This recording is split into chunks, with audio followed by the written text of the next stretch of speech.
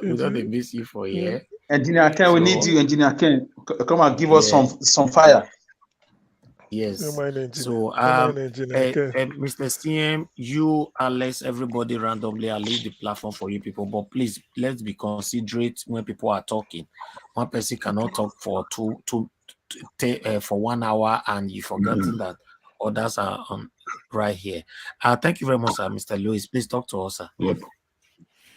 Well, the only thing I have is encouragement. Good. Encouragement. Most of the things that is happening is all distractions. I see where they said Obi apologized to whatever Weleso Inca and all those things. You know, wherever Obi moves, if he coughs, they will misinterpret the cough. If he smiles, they will say he smiles too much. If he travels around, they say he travels too much. But Obi is one of those people, when you invite him into something, if he has time, he will come. If he tells you he's coming, he's coming. He does not care how small that thing is. He will come. You see? So, and he won't come with entourage. Most of the time, probably come with about 1 or 2 people coming in. So the thing there is, we as obedient has to focus on, like I said before, on the major. The major is the tribunal. Now, in other countries, if what is happening in Nigeria is happening in the United States, Tinubu will be in jail. Because what he just did is what they call thumping the nose on the judiciary. And the American judiciary does not play with it. They'll put you in jail right away, contempt of court. But in Nigeria, because everything goes, he goes to London, France, and they said, oh, he's going out there to go and contact investors. I mean, I was listening to the guy on Arise who was representing APC talking about Tinubu went to France to contact investors. Well, only a child would you tell that. No investors is coming to Nigeria with this atmosphere, because they will be investing money, and it's their own money. So which investors is he going to meet? If Nigeria election was the way it's supposed to be, investors would be flocking into Nigeria, not the president going to go and look for them. But because we have never had Buhari, that is the president, outgoing president, does not have any credibility. You see? And then we get somebody else that his credibility is even worse. If some of you remember, when Buhari was running, the big issue was his education. And then we'll find out he didn't even have a high school diploma. See? And then we let that slide. And now we got the worst, that we didn't even know whether he ever attended high school. And some people say, oh, he attended this school he attended the school in Ibadan. I grew up in Ibadan. I know almost all the schools in Ibadan. No, he didn't attend that, because normally if he attended the school, you have his classmates. Even if all of them are dead, there's going to be some that are still alive. So now they're trying to fool us on that, and then let us focus on that and start talking about all those things, instead of talking about what is happening in the tribunal. You see, in fact, the call I got from Nigeria today is one of my colleagues, Labour Party. I said, you guys need to file a lawsuit for contempt of court. He can't be thumbing his nose on the Nigerian citizenry by what he's doing. I mean, it's like when they had the debate, he didn't come for any of the debate, and nobody said anything. because he thinks this is my turn. I don't need to attend any debate. And the important thing, like I keep saying, is that we focus on the main thing. And the main thing is the tribunal to recover that our mandate. That's the main thing. Every other thing is irrelevant to me. You see, every other thing is irrelevant. Because remember what they've tried to do to Peter to turn his image, and they've not succeeded. They brought women in his hotel place, and even one of them, his name is Margaret. That didn't work. And then they try all kinds of things. Now they said, oh, he apologized. Even if he apologized, what is wrong with that? That's his character. What is the big deal? You see? Their own principal has never apologized for anything. He has never apologized for lying.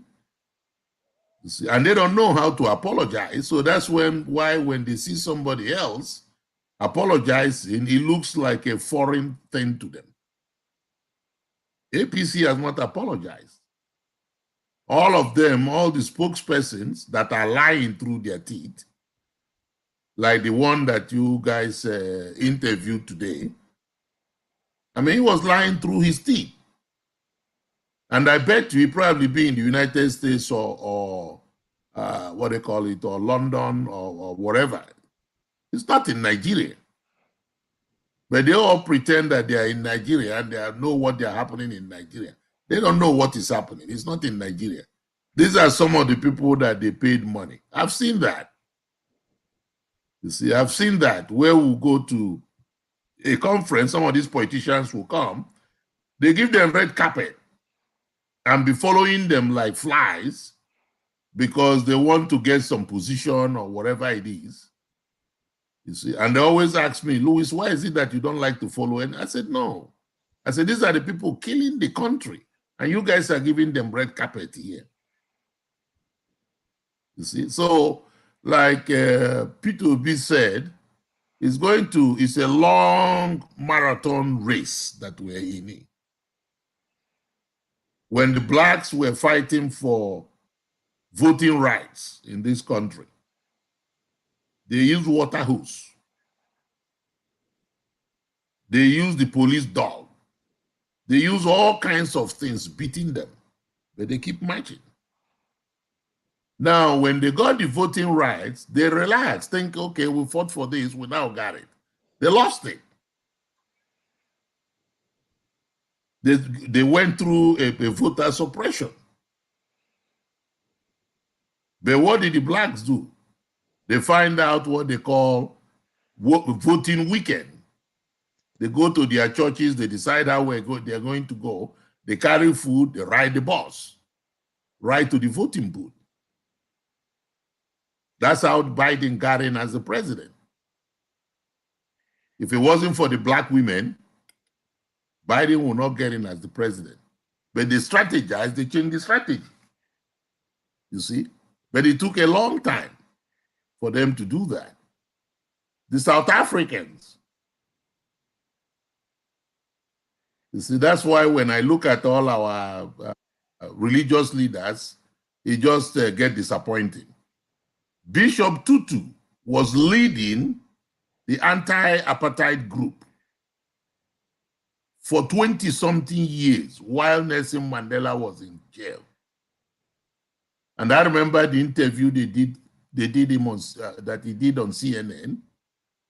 He said, I will rest, I will stop when our leaders are out. And when Nelson Mandela was made the president of South Africa, Bishop Tutu went to the background. But at that time, he was leading. Pope John Paul, that died several years ago, Pope John Paul was a reverend father in Poland. And he fought against the communist regime for years. They locked him up in Poland. And guess what? The Pope at that time made him a bishop. He continues with everything he was doing until Poland had their freedom and put in Lech Walesa as their prime minister. And today, Poland is still a democratic nation because of Pope John Paul. So when I hear our minister say, I want to be neutral or I want to be this, the Bible actually condemns neutrality. He called them lukewarm believers. They don't know when up is up or down is down. So some of our religious leaders are the ones causing the confusion. You see, because they are not standing up for whatever the truth is. They try to paint the word and do all kinds of things. But we're not going to give up because of that. You see, we're not going to give up. If you look at the Civil Rights Act in the United States, the people who started it, even though they keep calling Rosa Parks, they forgot the young people, the freedom riders. You see, I went to school in Louisiana, so I know exactly what I was talking about. You see, it was the freedom riders. These were high school students that rode down to the South because they said there is a separate table for people to eat. They don't want the blacks to eat in the cafeteria. So they started going into the restaurants and sitting at the lunch table. But those were young people that changed that. I mean, Martin Luther King was a young guy, was 32 years old when he started all this. Jesse Jackson and the rest of them. You see? I remember the march we did from Louisiana to Atlanta, Georgia, because there were 10 black children that were missing and they can't find out what happened to them. It was students. We were all students marching with black ribbon on our wrist to Atlanta, Georgia, because that's where the incident happened. See? And people were threatening us,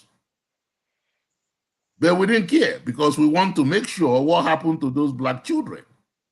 How did they just vanish from the face of the earth and nobody's paying attention?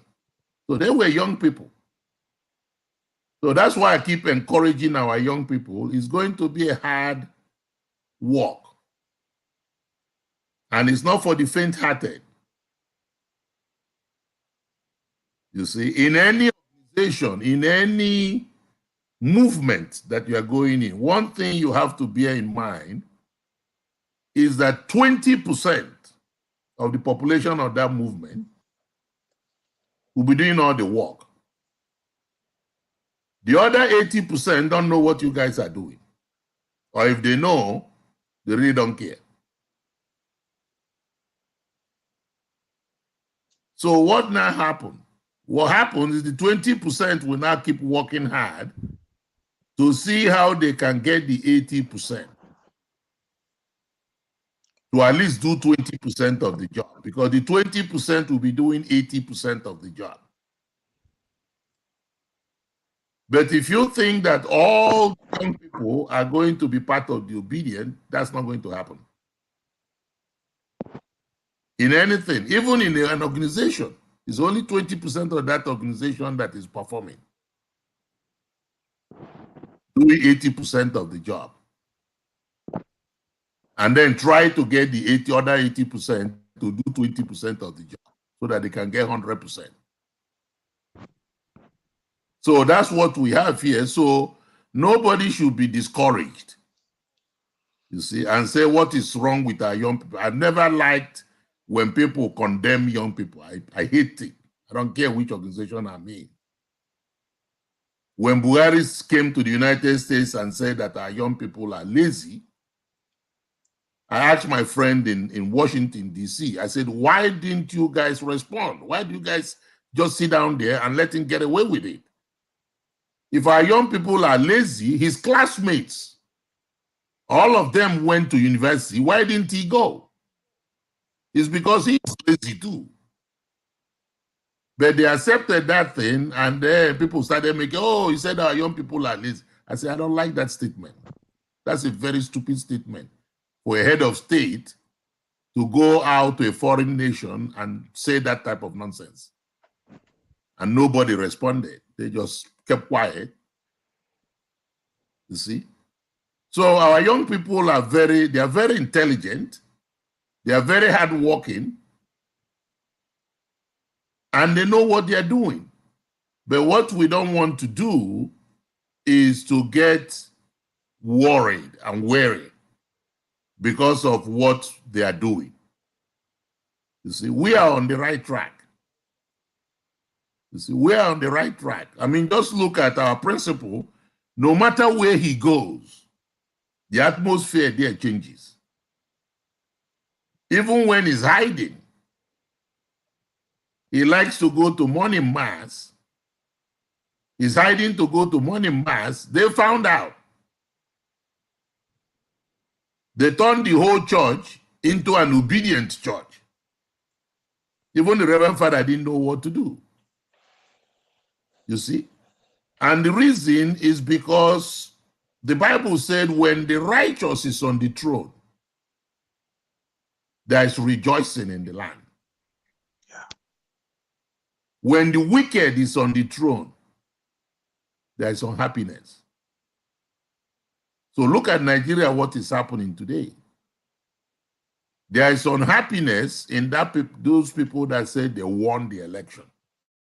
Well, if they won the election, don't you think they will be rejoicing?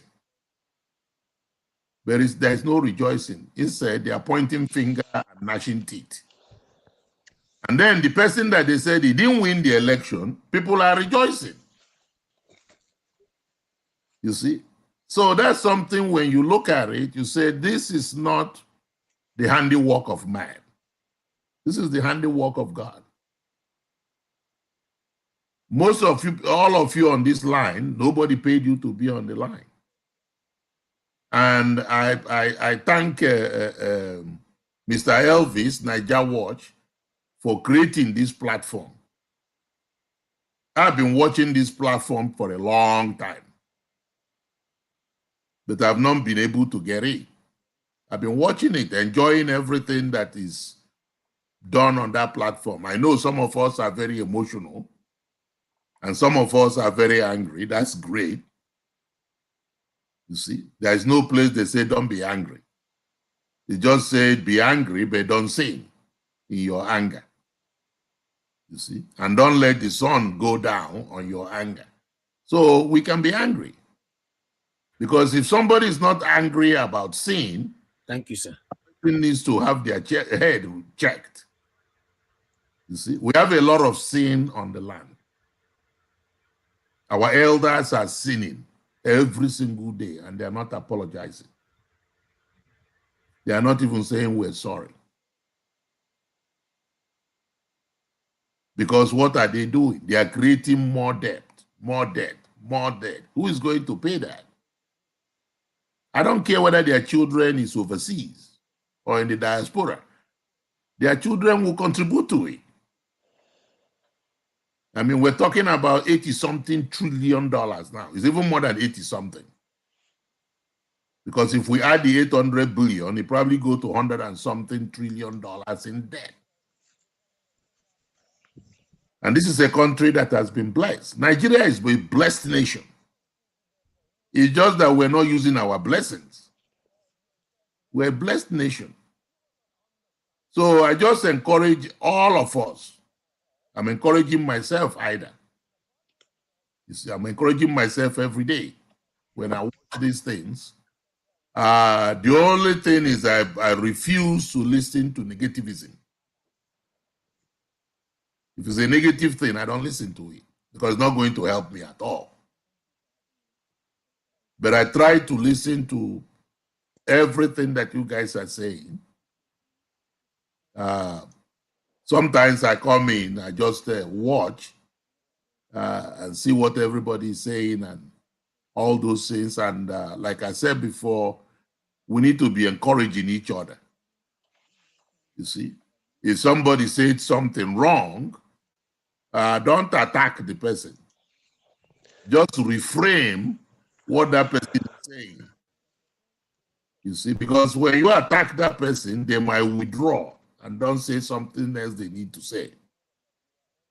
You see, I always tell people that God gave us 2 ears and 1 mouth. If he wants us to be talking too much, he will give us 2 mouths. But he only gave us 1. So which means he wants us to listen more than we're talking. You see, so I will encourage us to just listen to each other. If the person is saying something you don't like, just listen. You might learn something from it, or you might take that person's statement and reframe it. And you hear that person say, oh my God, I didn't think about it that way. You see, but if we attack the person, then they might not be able to come back. You see, and you say, well, we probably don't need the person. No, we don't know. Because even the Bible says that God can use a donkey to talk to us. So it's going to be all right. May 17, they will come back. Hopefully, Tinubu will come back. If he doesn't come back, that's what I was asking my cousin, who is an attorney. I said, what will happen if he doesn't come back? And he said, I don't know. I said, well, you need to talk to some of the attorneys. They need to ask the judge or whomever, the presiding officer. I said, because if me, for example, was called to come to court and I didn't show up, they will send the cops to your house and they'll carry you and lock you up. Because that's in violation of contempt of court. You see, if you remember, it almost happened to Trump. He has to voluntarily go to New York. They could have come to Palm Beach, Florida, packed him up and take him up to New York. But he voluntarily, his lawyers advised him correctly. You need to go voluntarily. So he went voluntarily to New York. And they put him on the dock and asked him questions. That's a former president of the United States. You see, and here we have Tinubu flying all around to France and all those type of things. And they are saying, oh, well, he's going to contact investors and contact this and contact that. They know they are lying. Tinubu is in a hospital in France. You see? This is not the first time Nigeria has done something like this. If some of you remember, when Yaradua died, they hid it from the whole Nigerian public. Trying to smuggle, actually they smuggled him in. For good 1 year, sir. For yes, good 1 year. They smuggled him in. He was Akunyili. You see? That made people to know what happened. Even Jonathan did not know. No. None of them knew. So it's a game they've been playing, but this time around, I don't think they will play it again. Nowhere. Because all eyes are there. That's why I'm advising everybody, even including myself, to focus more on the judiciary. Because, like I said before, I don't trust them. Even INEC, when INEC was saying all those things about beavers, I never trusted that. You see, we went to a meeting in the US. I told them, I said, I don't like INEC. I don't trust INEC. Even before the election, I said, I didn't trust INEC. That Mahmoud needs to be changed, switched, find somebody else. You see, at that time, I was actually going for Innis, Commissioner Innis from Edo State. You see, because he's a very genuine and honest individual. But what did they do? They kicked him out. Okay, Mikey Guinea. Mikey Guinea, yeah. They kicked him out. He was here. He was see, here. I listened to it. Okay, I was here when he was talking. Yeah. Yeah, sir. Please, can I ask you a question, sir? Please. Yeah. Thank you for bringing my mind, like for taking my mind back in the social reflection about the freedom riders. Don't you think the Nigerian diasporans, especially in the United Kingdom and America, they are part of the problem of the Nigerian system? Because I'm going somewhere, especially those, not all of them, because they are giving these politicians the enabling environment. Each time they come abroad, they don't treat them, shame them like other countries are shaming their corrupt politicians. Don't you think the American diasporans, the British and Nigerian diasporans, or the European diasporans, they are too soft on these politicians? Like you said, when they go abroad, they follow them like flies, looking for something from them, instead of pouring them water, shaming them, booing them, and even sometimes calling the police or calling crowd on them, creating a scene on them like other countries are doing. What do you think about that? Well, I've talked about that for years. Remember when Obasanjo was going for third term? That third term was scuttled by the Nigerians in the diaspora. I was part of that meeting with the Omegbo Yoruba group and then the Zumunta group headed by Mr. Dr. Muhammad. And we all had that meeting in Florida that there will be no third term. You see, I was sick, so I couldn't fly with them to Nigeria. But the group flew to Nigeria and stayed there until they scuttled that third term. And that's what I was telling them. I said, okay, look at, we did that within a short period of time. You see what we can do if we really band together. Like I gave them an example. I said, okay, people in diaspora, in the United States alone, Nigerians in the United States send home to Nigeria over $30 billion a year. And that is more than what Nigeria earns from crude oil. Yeah, and that's official. They don't count the one that somebody say, oh, please take this and give it to my mom. That doesn't. That's the official one.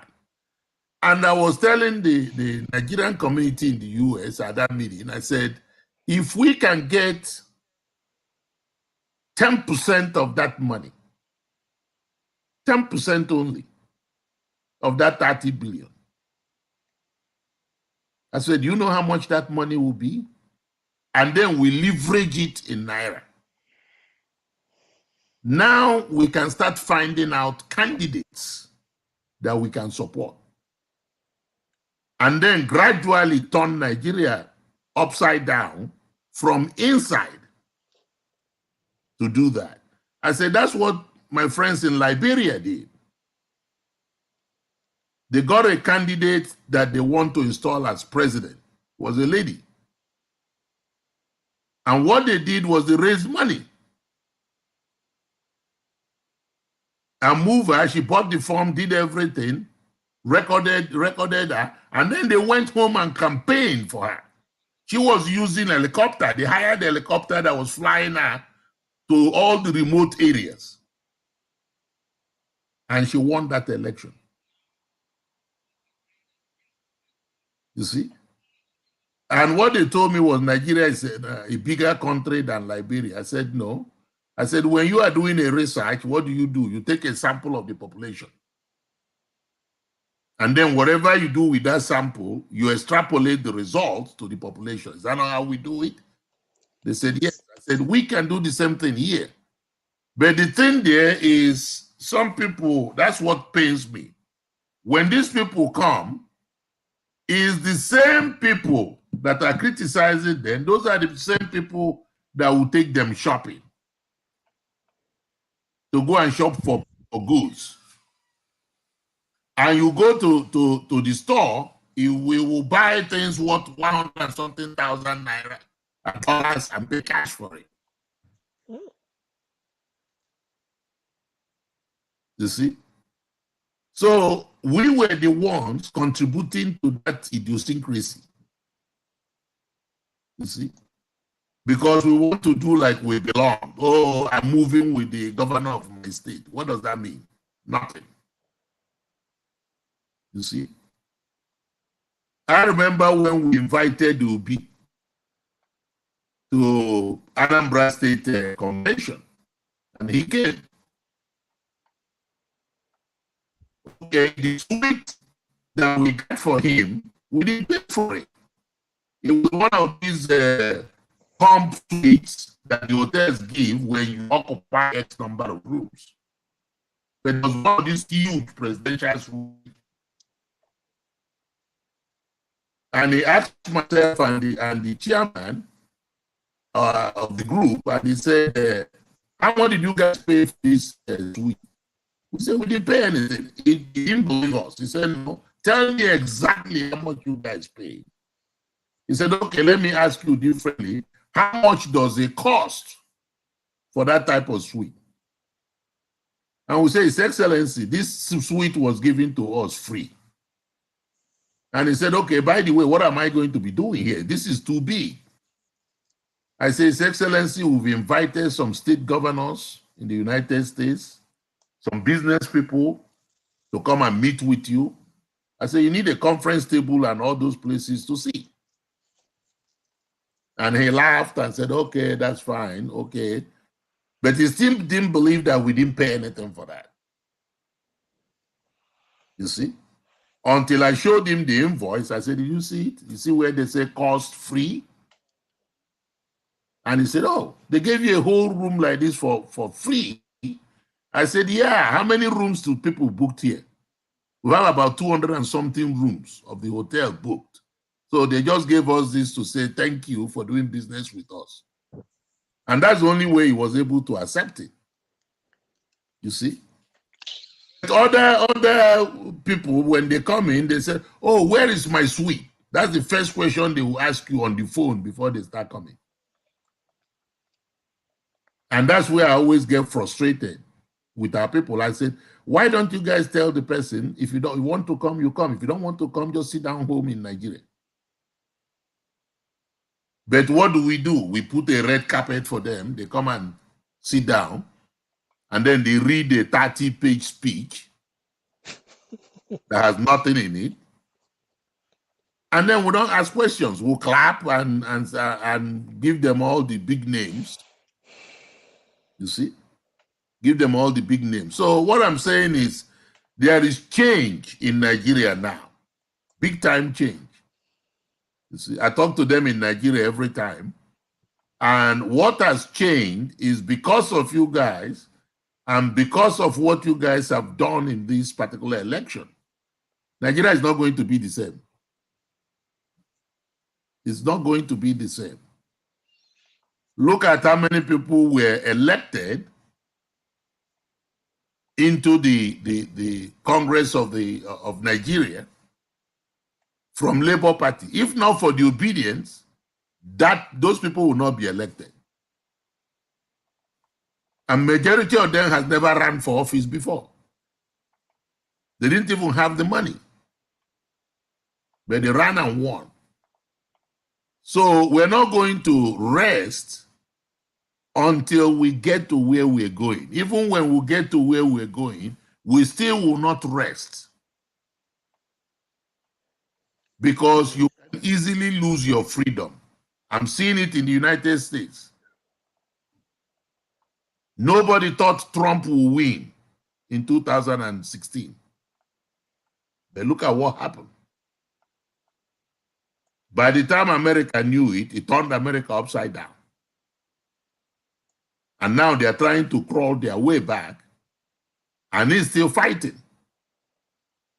So what we're dealing with Nigeria is we're dealing with satanic principles in Nigeria. And they are fighting. And we have to fight. We can't just keep quiet. We have to fight. So what we're doing on this platform, on Niger Watch, And again, I'll keep thanking Elvis for providing this. It's not very easy, like I said before. But at least it gives us an avenue to share our mind and share our knowledge and learn from each other. I'm learning from most of you guys, you see, of what everybody is doing and all those things.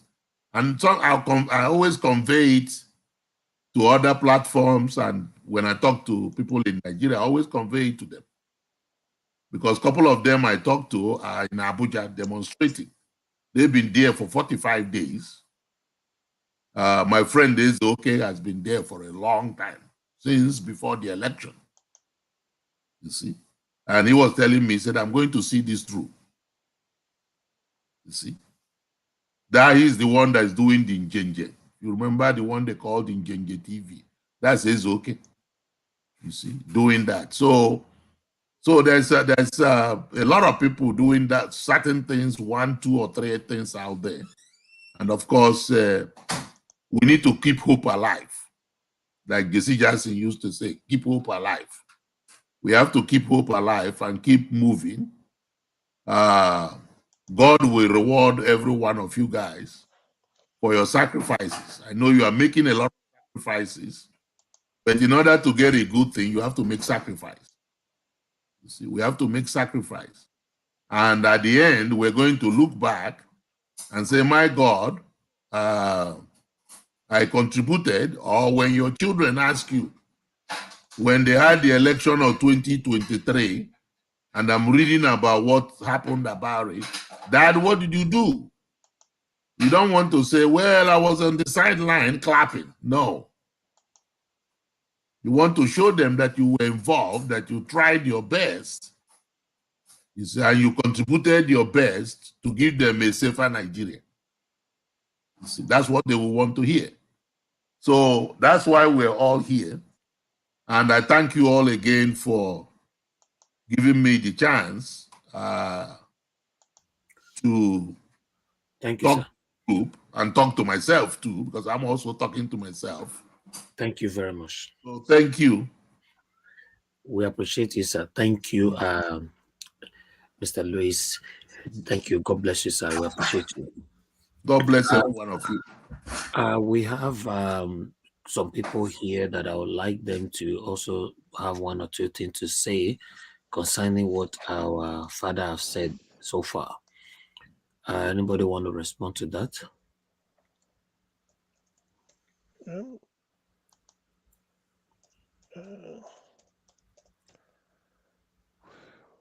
Are you talking, CM? Okay, I'm trying to. There's something I was jotting down. Can't remember. Don't know. Well, what he said is just that it's a recap of. To me, I've thought in that direction before, particularly about Obi and his attitude to public expenditure.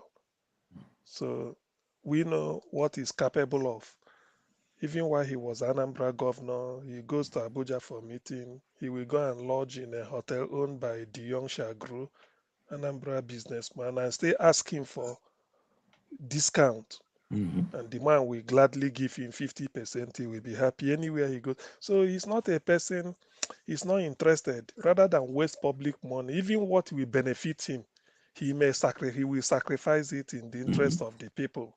So, I mean, I've never had a governor said all the senior prefects of all the secondary school in his state, he gave them the number that when he wakes up every morning, he looks at his phones, found out that one rural secondary school is complaining of this. Obi will say, Commissioner for Education, we are going there today. I mean, what else do you want in a leader?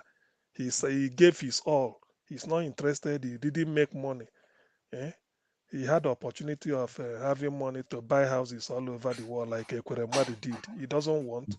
Rather, he will say, I think he once said somebody gave him a wristwatch that cost, I've forgotten how many £1,000.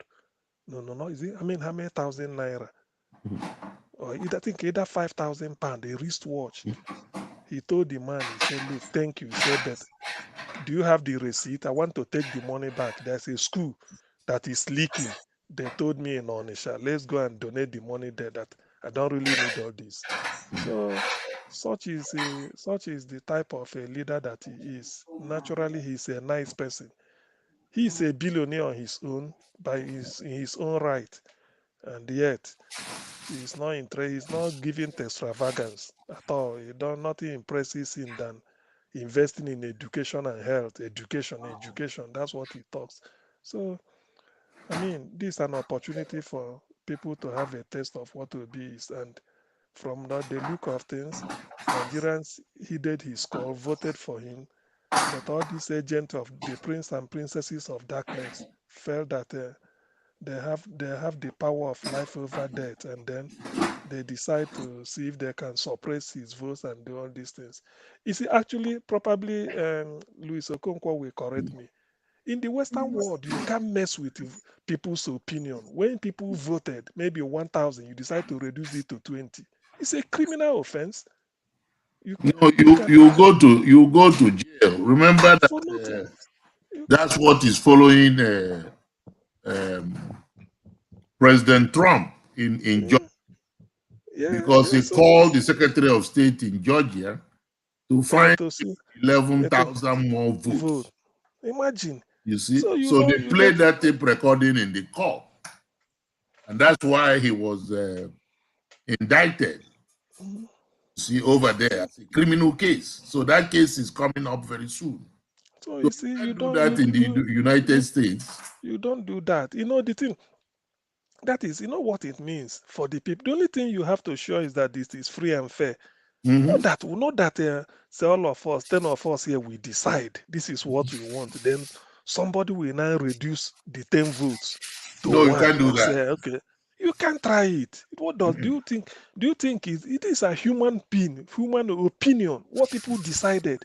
Some are more than you. And then you decide to TPEX it at night, go to court. When they are going to court, you start to raise the boogaboo of, what is it? A treason. Arrest them. They are overheating the polity. Okay, withdraw your case. Withdraw your case. You know, those things. Anyway, thank God that we've gone. I'm so happy that Nigerians are now at least civilized to that extent to know that this cannot stand and it will not stand. My only joy is that let Obi get in so that we have a semblance of a sane leadership so that somebody you will look at, you will relate, say, yes, he Mhm. gives you confidence. You know so much about him. You can investigate anything about him. And not that, okay, imagine the Agbado they announced. Everything shrouded in secrecy. Come for debate, no way. Go to court and stand before them, at least let them see you, no way. Every time you are, and they bring out one type of lie, he's going to look for foreign investment. Look, foreign investment is not looking like looking for pin in a hair sack. You don't do that. What are you going to tell the white people that the ambassador in Lagos or Abuja won't tell them? Mhm. What sometimes that is what sometimes I wonder. Do these people realize what they mean? It's even better if instead of you going to abroad, you summon the ambassador of the country, come. Tell your home government we want to do this. You don't need to pay. You don't need to pay a ticket all the time rushing. You call the ambassador, tell him this is what we want. We want to discuss with your country. Can somebody come in, invite them, let them come? And not for you to be going about say you are going to look for investment. You got Tinubu who can barely stand up for 30 minutes unassisted. Eh? And then you are going to look for investment. Investment with who? Who are you talking to? Maybe these people anyway. Well, the thing is, like Oraka said yesterday or 2 days ago, it's not. It can be business as usual. If this tribunal or whatever messes up this case, Nigerians won't take it easy. NSAS was spontaneous. This one will even be. It will. Nigeria will blow in their face. They won't. They will be surprised what happened to them. They thought that everything. The real Occupy Nigeria will be at the airport. No private aircraft will escape. Nobody. Yeah, we all be consumed in that their inferno. I mean, how can we Nigerians be living in a poverty striking every day? You keep hearing billion. You keep borrowing money. For what? Oil. Nobody accounts for our crude oil. Is being stolen every day. We have liquefied natural gas, LNG, no accountability. We don't know what is happening there. NNPC, they are stealing crude oil. Post authority, no accounting. Gold, they are mining, stealing it. Yet, the people are suffering. No, no, no, no. Yeah, no, even heavens cannot approve of this. Well, before I leave, let me just say that I can never lose hope. God knows that I'm not such a person that I'm unshaking.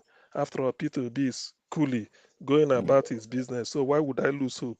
The thing is, by next week, I think next week is when they are going to continue. I think by the end of next 17th. week, by next week, 17, we must see to the end of. They must have to declare them. There's no.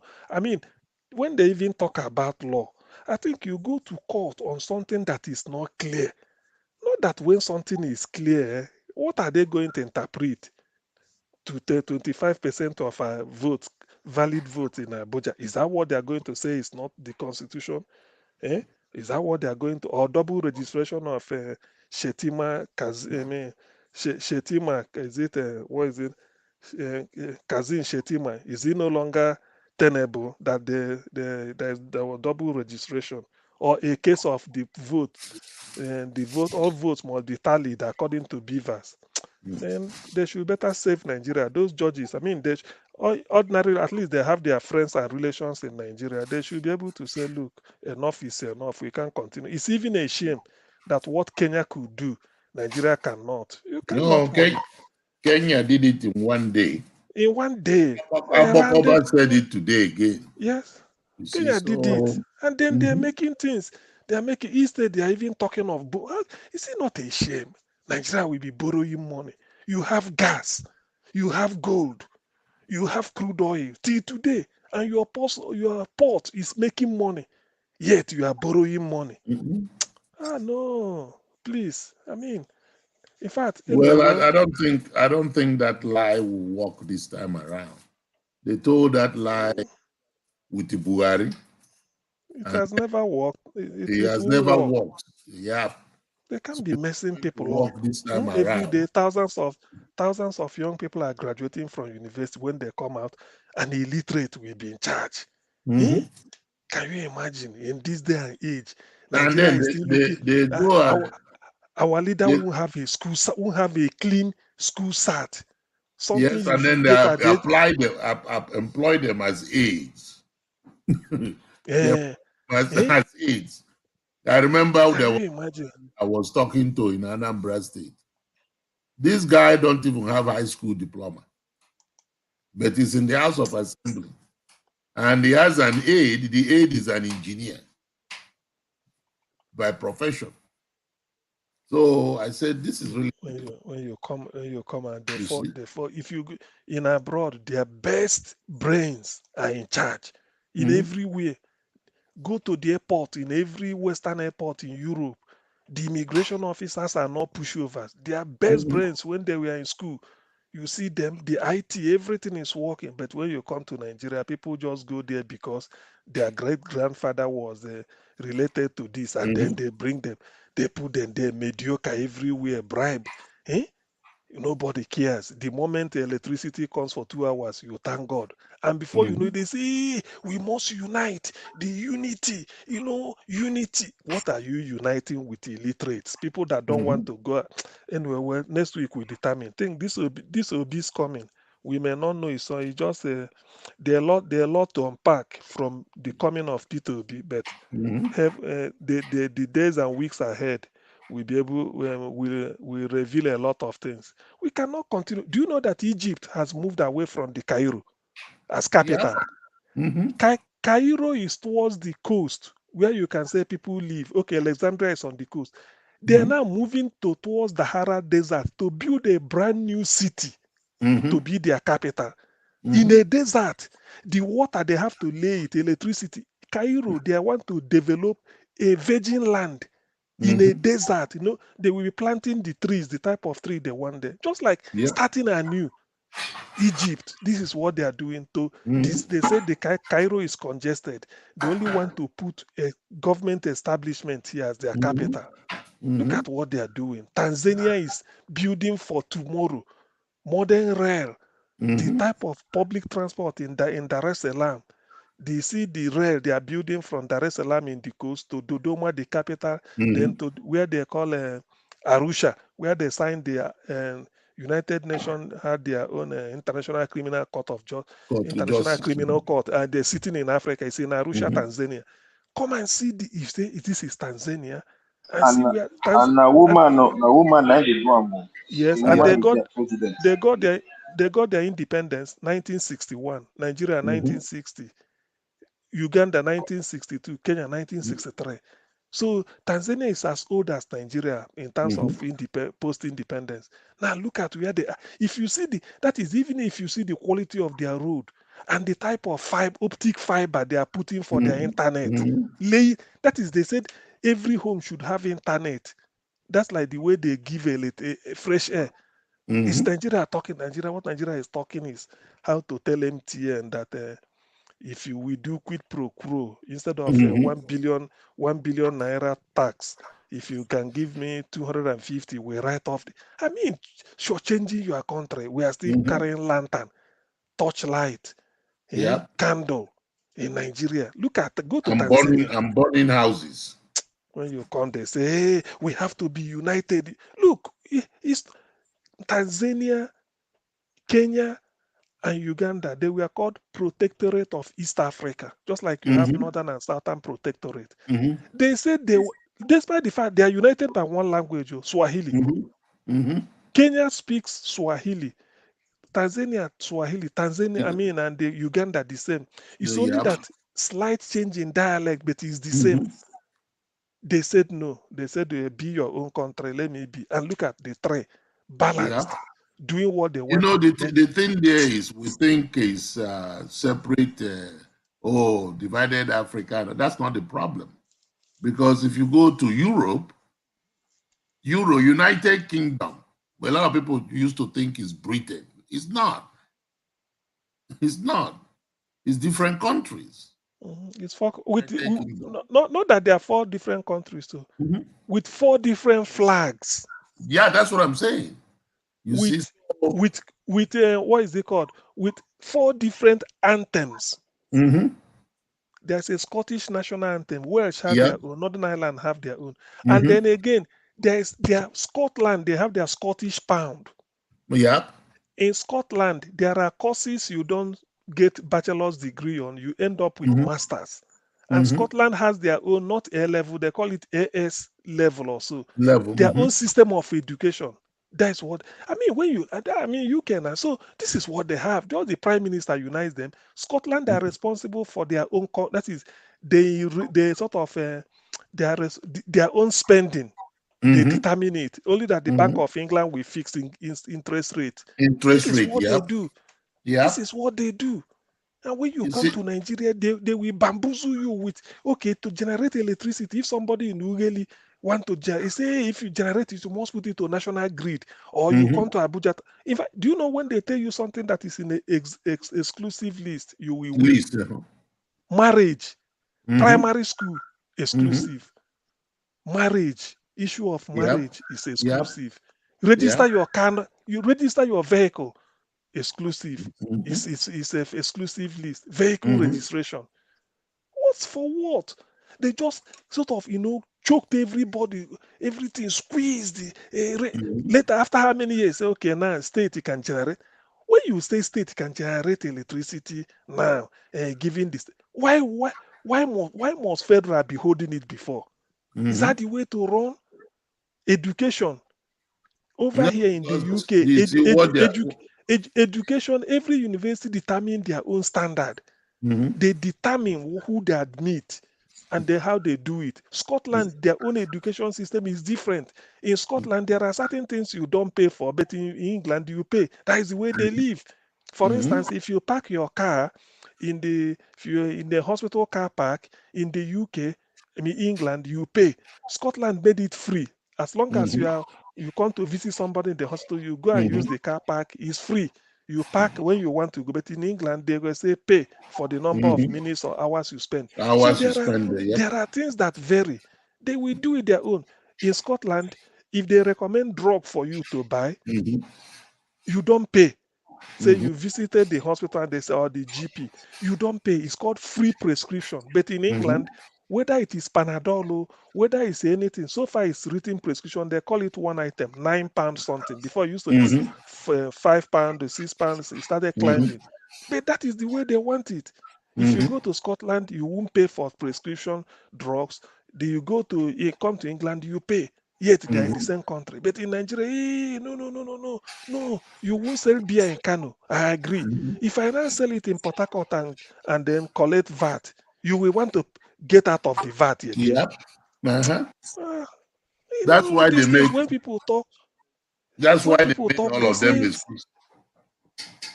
that's why if you complain, they say, hey, you want to destabilize Nigeria is God created Nigeria, unity. We know be God. That's what is holding us. Other African countries are far ahead of us. People we got they are far ahead. You don't go to Kenya. My friend from Uganda told me that they've been exporting electricity to Kenya. Not that Kenya don't generate, but they don't have enough. So the industries that are there, because that is the most industrialized country in East Africa. So they said they export electricity to Kenya from Uganda. I said, what do you mean? He said, that's what they do. I said, does it mean that you people have uninterrupted power supply? He said, since then now. He said, since he became he said, no, electricity is constant anywhere in Uganda. Yet we are still battling with a power supply even till next year. We'll still be talking of power supply. How can you then grow? Mr. CN, it's only Nigerians you pay for something. You pay for something and you don't get it. You pay for your electricity, Nigerians, you don't get it. Is that not criminal? Everything in Nigeria is just criminal. You pay for something, you cannot use it. And when they give you like 1 or 2 hours, as you said, some people say, thank God. Sometimes I ask them, what are you thanking God for?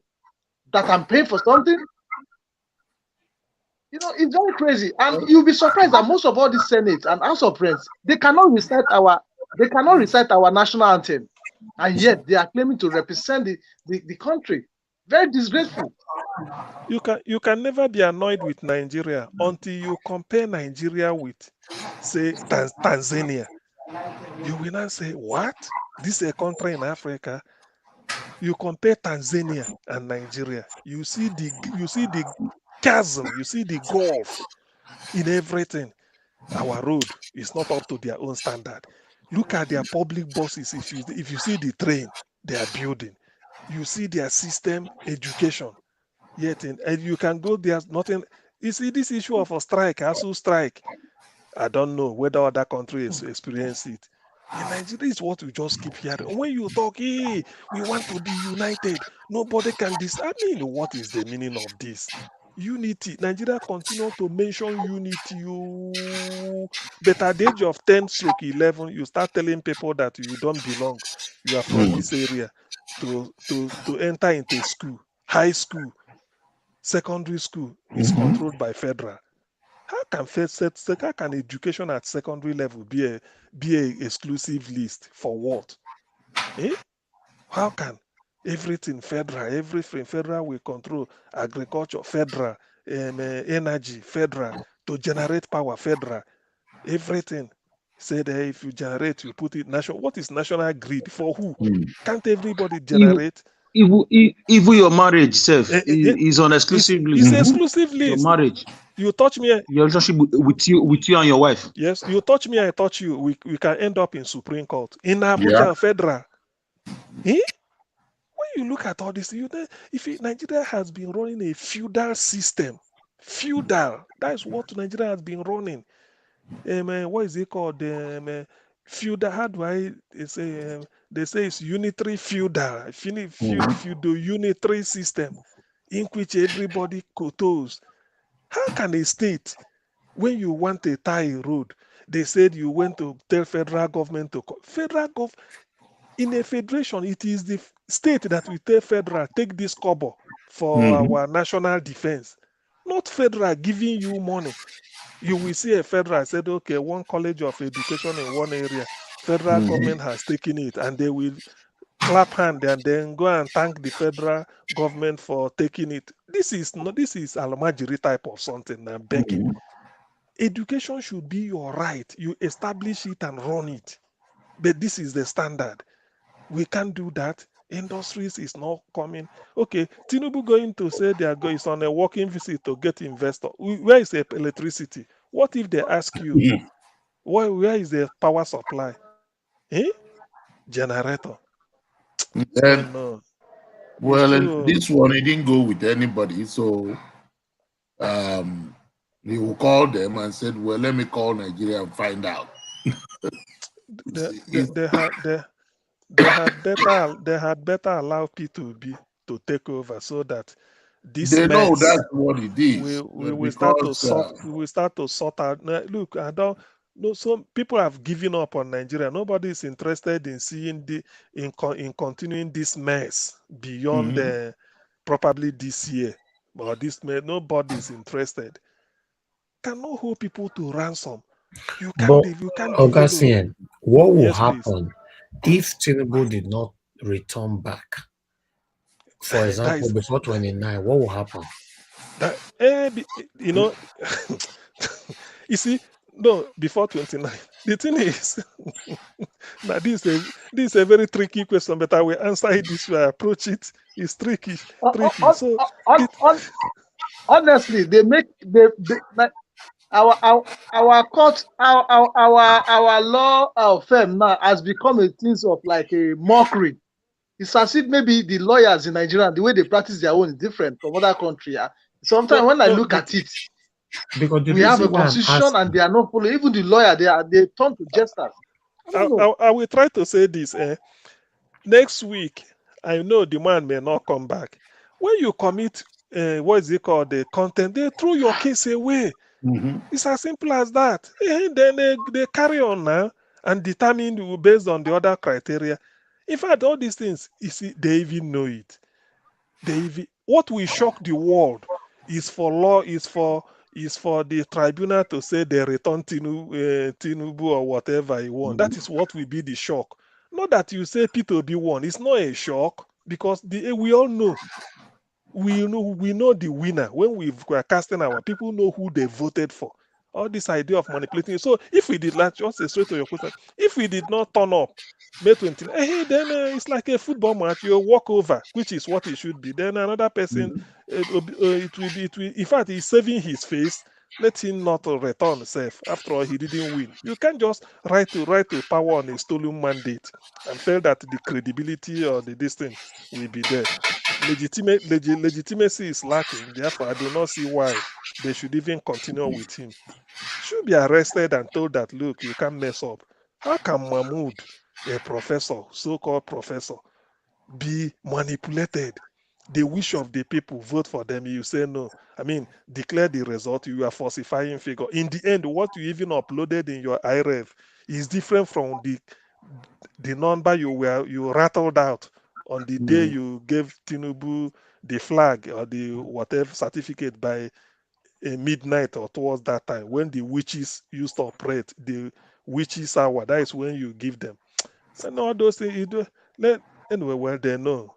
I've said it. The little crude oil they are enjoying, if they want to feel that no, you want to play God, you want to challenge, let them not allow people to be taken over. After all, is it not election we did? So why organize people to come and vote if after voting you change their decision? So there's no point inviting them to come and vote in the first place. You could have allocated vote to the way you want to do if that is what you want, than to fool the people, bring us out under hardship. People voted only for you now to sit down, then start to reverse it and in your own image. No, in your own understanding. It can't work. Ashiwaju should.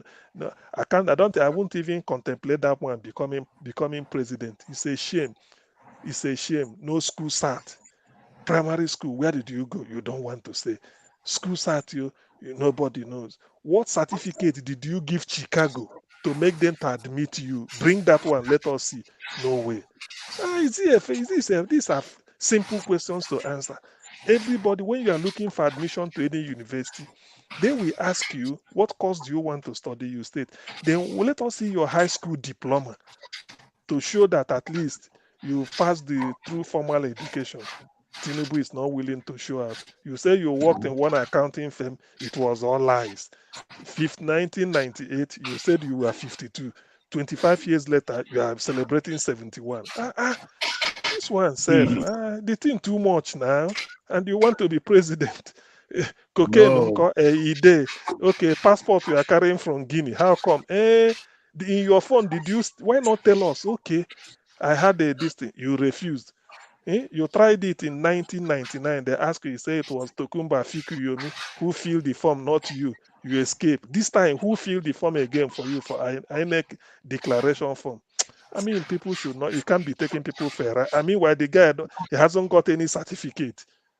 According to Bode George said he's not having even one single certificate, none. And you want to be president of a country. Ha. Oh, I beg. No. It cannot happen now. We are not mumu now. I beg, we are not mumu. He own done too much now. He own done too much. We cannot come like that after you don't drag cocaine, drag heroin. Then you come you come and be dragging vote again. Which one you did? If you want vote, you come clean. Now, if you want cocaine, go and be dealing with your drugs. Let's know that is what you want to do. Then a little bit of cocaine and heroin, you abandon Chicago, come back to Nigeria. Hey, we have vote lots for me. of people Vote for on the screen now. but let me. Okay, like this. Okay, who there? Oh, there are new some names why I never see. I don't know who is Nelly, who is One Love. Why you go talk say you don't know me? Oga why you go talk say you don't know me? You want make I send you go back to Nigeria? You know, Ashiwaju they change them every time. Me, I know understand.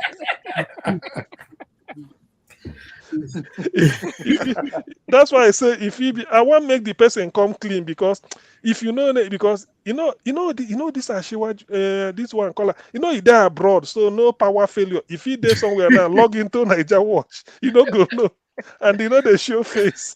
So you don't know spirit. you don't know who is who. So we can say we shall know who is who. But Augustine, is a shameful thing. It's a shameful thing. Oh. Where Tinubu they now? They don't take light. No, they don't. These people, I don't know how they think. I don't know how they think. Somebody called Nigerian leader, the world leader. My said Nigeria is the world leader. People are still clapping for him. I say, sir, why do you call them world leader? He says it's only Nigerian leader that does something and go for. They say it's only Nigerian leader that does something for free. Nobody hold them. Nobody fit challenge them. Law will catch you. But it's only Nigerians. You do something and you go. That's why the man call it world leader. I say, He said these are the things that they don't want Peter Obi to enter there, because all those things will stop. There's nothing like where you can do things and go. Of course, they know. The thing is that Peter Obi will change the trajectory of politics, because when Peter Obi goes in there, forget you. People go, they say, hey, Peter Obi no share money and they become president. So, which means if I can go and verify, people can trust me. That's all. That is just what it means. If you now want to go, you say, look, vote for me, go and verify. When I was an undergraduate, I go to ask about me. I worked in this ministry, go and verify. When I was there, I used to be.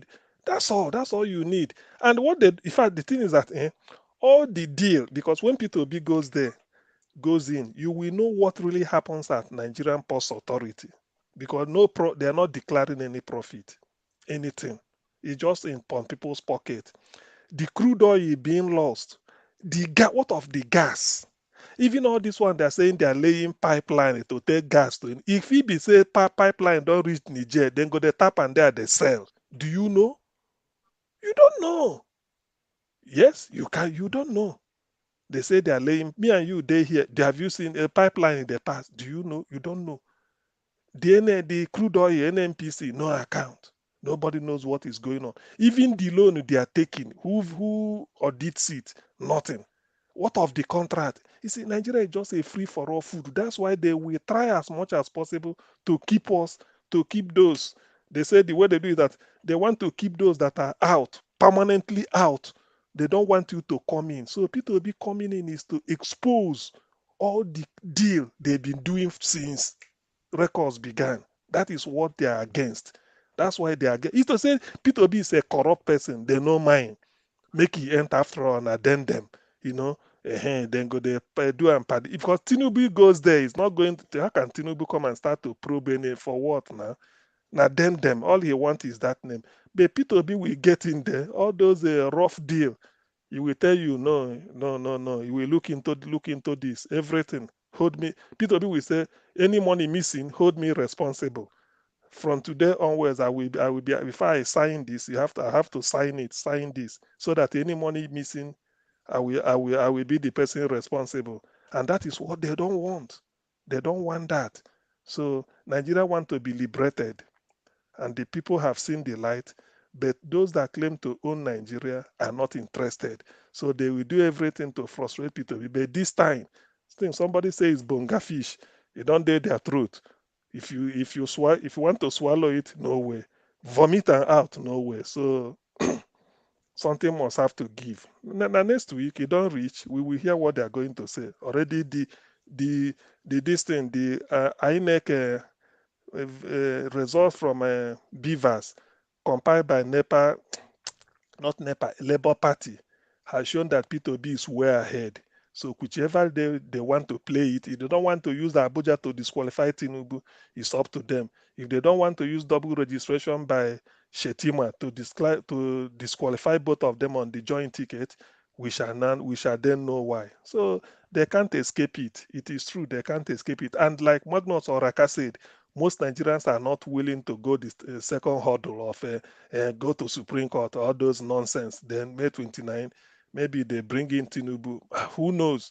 He may not even turn up like we said, or maybe it anyway. Well, nobody's sure of May 29. To be honest, every day as we are getting close, nobody's sure.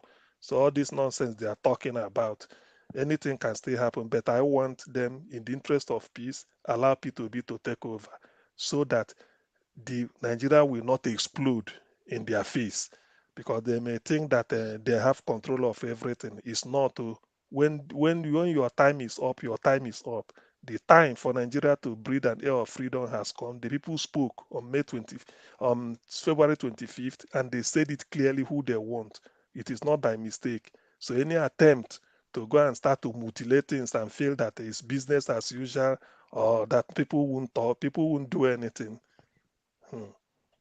Anyway, let me say, Engineer Ken. Okay, see, Dr. Ken, not Engineer Ken.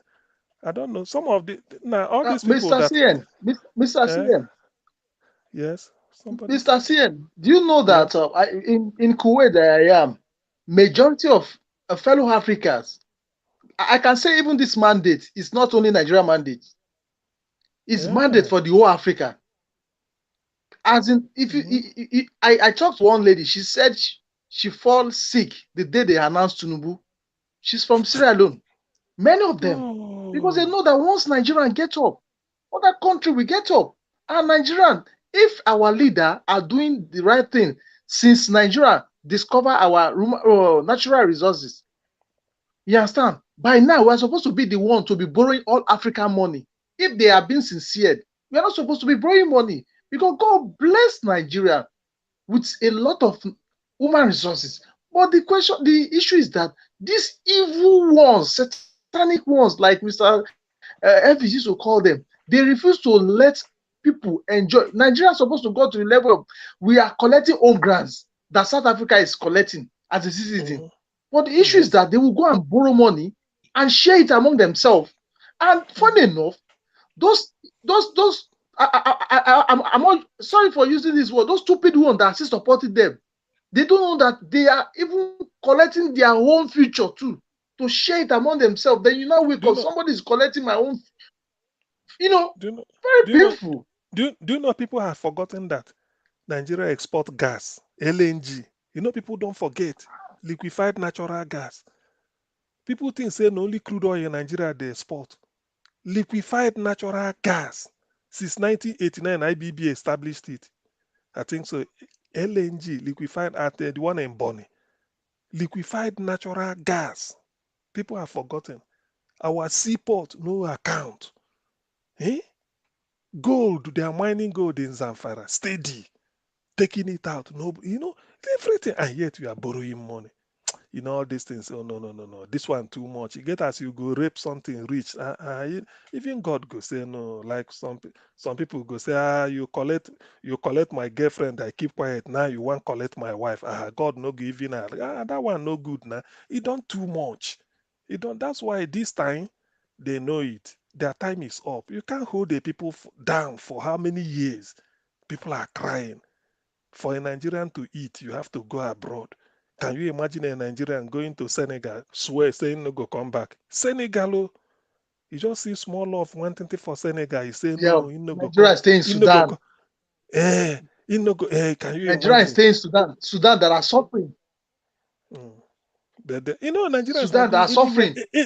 Anywhere Nigerian can get 24-hour electricity, now there then go. That is what they judge. Not really that the standard, not the building might not be like the one in Lekki, but they will say, electricity they here. Even my children can go to school, no strike. That's what now they want.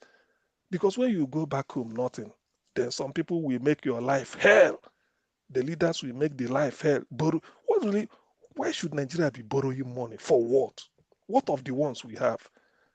What of the crude? We export crude oil in millions. We liquefy natural gas. Is there?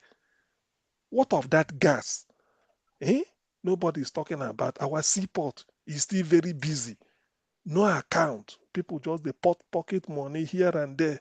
Every ministry, you enter there, you come out with billion. They say the House of Reps, senators say I tomorrow they become billionaires. So you see, all this Mr. thing has CM, to I stop. say most of those senators, most of them cannot, most of those so-called senators and this thing, and by right, as a senator, you're supposed to be recite. Most of them cannot recite national anthem. Watch them when they are making national anthem. Most of them cannot recite, and you say you are representing Nigerian Senate. Most if of them, it's very shameful things. The way I see it, it's like maybe they cannot recite. They can't now. They cannot recite the Nigerian national anthem. Even if they recite the national anthem. Do they even know what the That's why you know national that these anthem people is? just go there. Go and just be. These things. It's They not, cannot. sometimes when you look at this, you said, so this thing really in a movie or now true. Still tomorrow they are stealing crude oil. No be say, there's something like say IMF or maybe the world gave us embargo. Don't buy. No, the way people say bread anyhow. Now so they say crude oil in Nigeria. Then our gas, LNG, no account. I never hear that one. Liquefied natural gas. That one, gold. They are still mining gold today in Zamfara and selling. Tell you, say bandit here, bandit no there. So just wasting money. Okay, allow people to go in so that the people will feel. What really do we need? Good hospital. Is it not?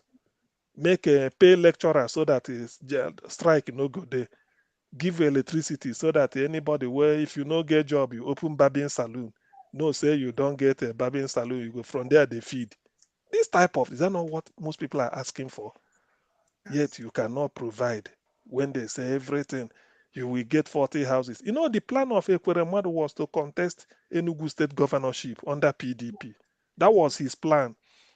He was going abroad just to go and come back. Then the Baban there now. So if not, the millions again he go carry. Oh dear, these people. No, it's true. Nigerians cannot. If we keep quiet now, that we continue to keep quiet forever. It won't work now. We've come to the nadir of everything. It can't work. You see that something must have to give. Honestly. Something must have to look at every look. Okay, Honestly. somebody in Sierra Leone. If you tell her now in village, you go tell you say, okay, we have electricity. Look at it. in Nigeria. People are electricity is a problem in telling Nigeria. you, Electricity. even the country with Nigerian, the country will supply. They are having constant electricity. The country, Nigeria just be like capital picky. We don't get here for house. The country will supply electricity. They are having constant. There is this. Which country is that? Is it not Benin Republic? I had. There is like Benin. There is this. There is this. There is this thing. There is this online something. Is it Galaxy TV? They call it. You know when they wanted to rendition Sunday Igboho from Benin Republic, they tried it, but the thing failed because they had to go to court. So the court will decide over there. So some Nigerians, one Yoruba guy, those people that went. So when he came back, you know what they were asking the guy, maybe he hasn't traveled out of Nigeria because of that Igbo, they all went. He said before they got to the court, they didn't allow them to get close to the court, but they cordoned it off. He said what surprised him was, in a Muslim, he wanted to pray in the afternoon just to say his make ablution, wash your leg and hand. He said the public tap, where they show them, where they for road, he said water they rush out. So they asked and say, he said because he never see tap they rush now, say from Mushi where you go see. So all those type of things, it was a shocker to him. He said water, he said see public tap there, water they rush. He just opened it. Yeah. But in Nigeria now, you can't hear water, you can't hear say water they rush. You see, you can't see. So you see the difference. That was what shocked the guy. He said the place, even the police, no, they beat people. He just tell them, if you don't want, you can't get to court. Here it's okay. You can stay here quietly and watch what and then listen. When they want to pray, he say water. He say public tap water, public water. In Nigeria, all those things are luxury. Eh? It's true.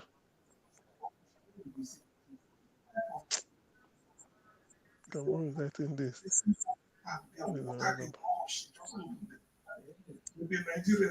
You can't you can see the difference. You shock like the place, even the police, no, they beat people, don't stand. You can't get the it's true. It's true. It's true. Nigerians are here to come to terms that police is not supposed to be beating people on the road. Nigerians haven't got to that. Yes. That a police cannot be slapping you anyhow and you go leave them. Just they look at you, kick you. In a major road, police will just kick you. Stay there, cock gun. All those ones. That is the jungle we are talking. It's true. It's not so. You know, police job in Nigeria, it's like a condition. If the country is really working, most people will not go for police job because most of the police that they are recruiting now, number one is condition. Number two, they don't have a show. They look as a means of getting away from an innocent Nigerian. Because, like, as far as I'm concerned, the bribing and illegal collection of money will never stop until the right government enter there.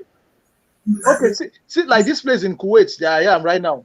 If your car is break down, you will see policeman come on inside their car, help you, they lose your tire.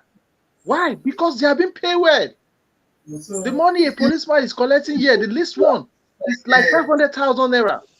So tell me how will somebody will not do his job very well? Because most of the police that they are recruiting now, number one is condition, number two, they don't have a show. This is re-echoing. Please, Dr. Ken, mute yourself, please, if you don't mind. Please. Okay. He left his TV on, please. Okay, hold on. Okay. So it's okay now? Probably, yeah. So you see the jungle we live in Nigeria. You see, that's why Nigerians are here to have a feeling of what a civilized way of living is. Unless you cross border, say you go to Ivory Coast, you go to say, so now so it be you go to Togo. Look at Ghana. Nigeria now go to school in Ghana and brag. Senegal. You go to Tanzania, you say, Nigerians go to South Africa and feel happy because of the small amenity that they have. You go to even Kenya, you come out, even look at Rwanda. Yet when you come to Nigeria, na lie. If they take light for Sulere, you open door, say, they say they take for Mushi, na the same, nah. No, even people where they yaba no get, now everybody. That is, it's okay. Yeah. Even the other street no get, no be only us. These backyard people, they no even get safe. No be only us. Yeah, no. Yes.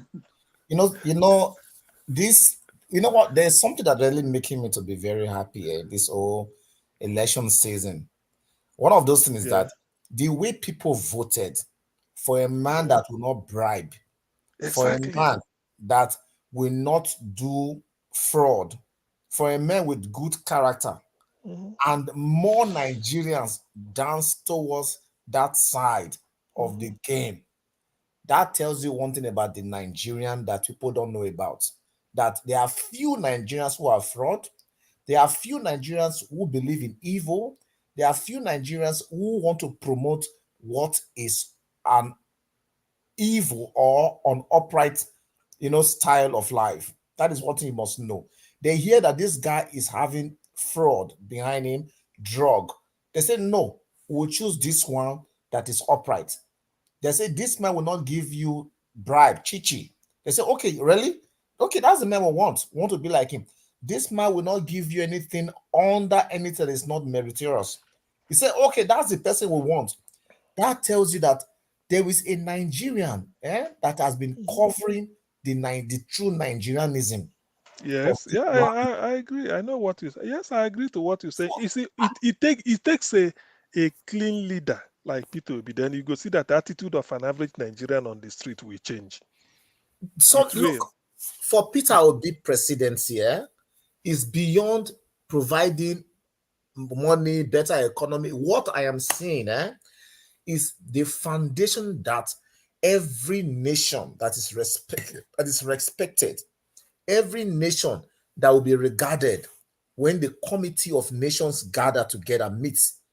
That is what Peter Obi is sent to just come and resurrect. It's there, not that he's coming to bring it there, to bring it, to resuscitate it, to bring them back, and they live. Whereby people, say in those days, I used to hear some things like people can say that when in those days, if you get money and your mother will be the first chief judge, your father will be the first chief judge in the house, and the prosecutor to prosecute a pikin will bring money, we don't know how he get them. You say, sit down, come, where you get that new shoe you buy? Who give them to you? They don't tie you, they don't say, don't they cry, go show me the boy where give. I said, my friend, no, I give, go bring ya, let's go meet that your friend.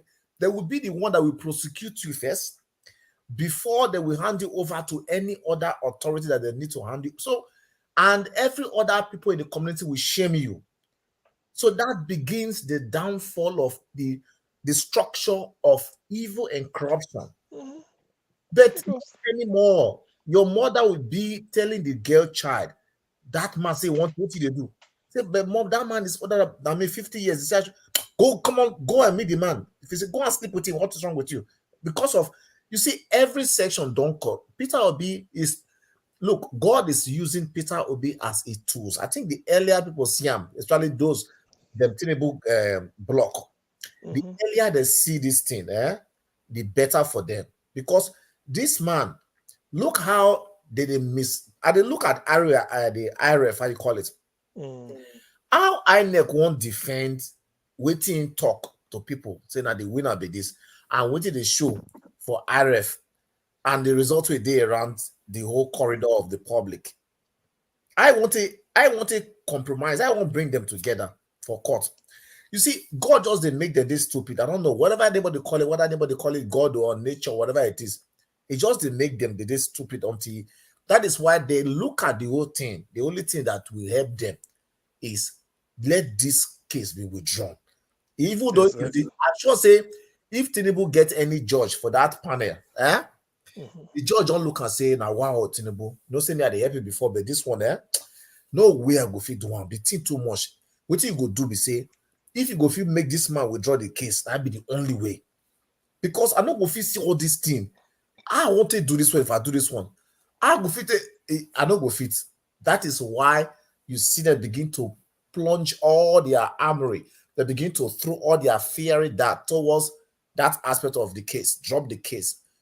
Drop the case. Withdraw your case. Withdraw your case. Because they know that is the only way. If not, but people where they vote for Tinubu, are they wishing Nigeria well or bad?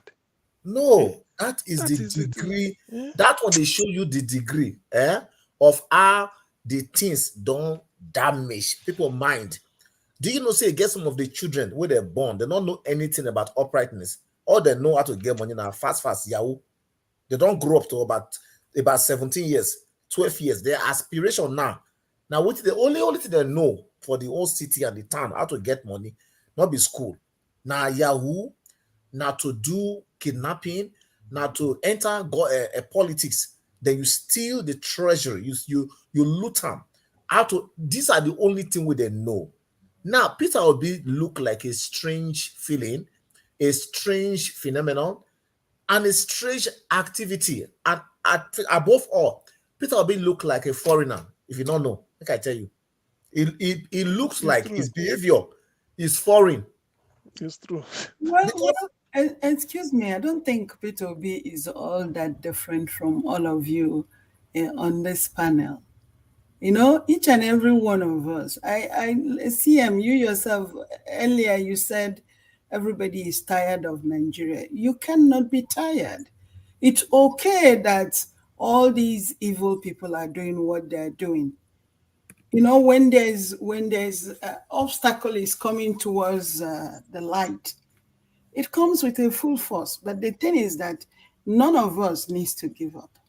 And we can be looking at Peter Obi as somebody who is extraordinary. We all need to really live that type of life that he's living. We all of us, to be honest with you, are contributing to what is happening in Nigeria in one way or the other. Even sometimes when I listen to the way some people speak, whether it's on this channel or another channel, I begin to ask myself, but we all claim that we've left Nigeria and we're in a foreign country. But still, look at what we are saying.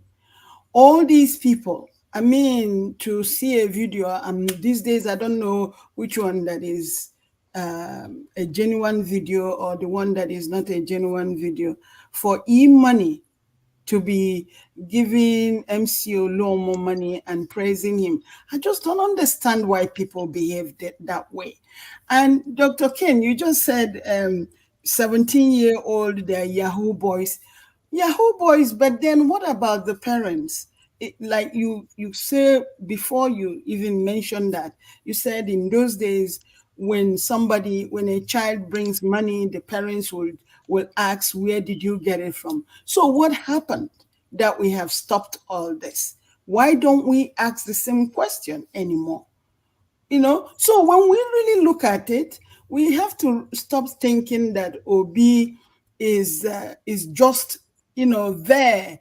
But we all have to go through him and we all have to support him, and we cannot give up. And we also have to begin to look at each and every one of us, ask ourselves questions. What am I doing? In my own environment, what am I doing? When we talk about integrity, integrity doesn't just start when you get into Senate. Integrity is as common as when you are with friends, your classmate, you tell your classmate, oh, I have a book for you. And I'm going to lend you this book. And then the friend comes and you change your mind. That's integrity right there. I think we all need to begin to be aware of what is happening in Nigeria, because sometimes some people that I listen to in some of these panels, when they get into that position, they're going to do worst. But then the question we need to ask ourselves, why? Why do I need to take that money away? Why do I need to do that? Because it's stealing also. Maybe we say, oh, okay, this money was given to me because I'm in the Senate House, but in a way, it's stealing. So we can't condemn somebody on the street. Like I keep saying, there's a very young boy. This happened maybe 10 years ago in Lagos. A young boy, 8 years old, that they put a tire over his head and light fire on this boy just because he stole Gary, which I know maybe he's hungry, but I'm not advocating that somebody should steal. But this boy was killed. But every day we come to these panels and sometimes some of us, we are losing hope, or because we don't think maybe that inauguration is not going to take place. It won't. I've said so. I don't say too much when I come to some of these panels sometimes, because I already said it. 21st century is the century of Africa. That's why you're seeing all these changes. All these changes. Before, people, when they vote, then they will rig it. This is not the first time they've rigged it, but this time they rigged it and it was so open. Nobody can hide it. And then, like you just said, they keep making one mistake after the other. And they can't even control the mistakes that they're making. It's really a shame that they will leave Nigeria to come to France, to come to London, to come to US, to come and treat themselves. It's a shame. I mean, I was listening to Ekweremadu's daughter, and she's saying, oh, when she was asked one question, is she aware that the boy was portrayed as her cousin? There was somebody at the background, whether that person is her lawyer, or don't answer that. If that was in public, I would have said to Sonia, why are you not going to answer that? If you know that you are here now trying to tell the world or the people to feel sympathy towards you. If you're trying for people to feel sympathy towards you, you need to come out clean. If your father did something wrong because you've been privileged, then say that. Because as I am right now, if my father is in the Senate and my father could not build a hospital in Nigeria, I will be the one to say that. Why are you coming here? Why can't you? I will say that to my father. I know that I will say that. In the choicest countries of the world. You know? So again, we can't just, when he's favoring us, we just keep quiet. This is somebody's child, Sonia, for crying out loud. You are not the only one that has kidney problem. So many people have kidney problem, but they don't have a dad that is in the Senate. And also my question is, if I do meet the wife, I'm going to ask her, did you talk to your husband? Because it takes so many threads to tangle. Did you talk to him? Or you were busy applying Fenton foundation from Rihanna and wearing all the jewelries and the akwete and everything? You didn't think? You're a woman. And then sometimes some of us here will say, oh, we need to have women. We need to have women. I have nothing against women. I'm a woman. But guess what? There are some women that are even 20 times worse than men. Because I can't imagine some of the things that I see women do. I can't imagine that.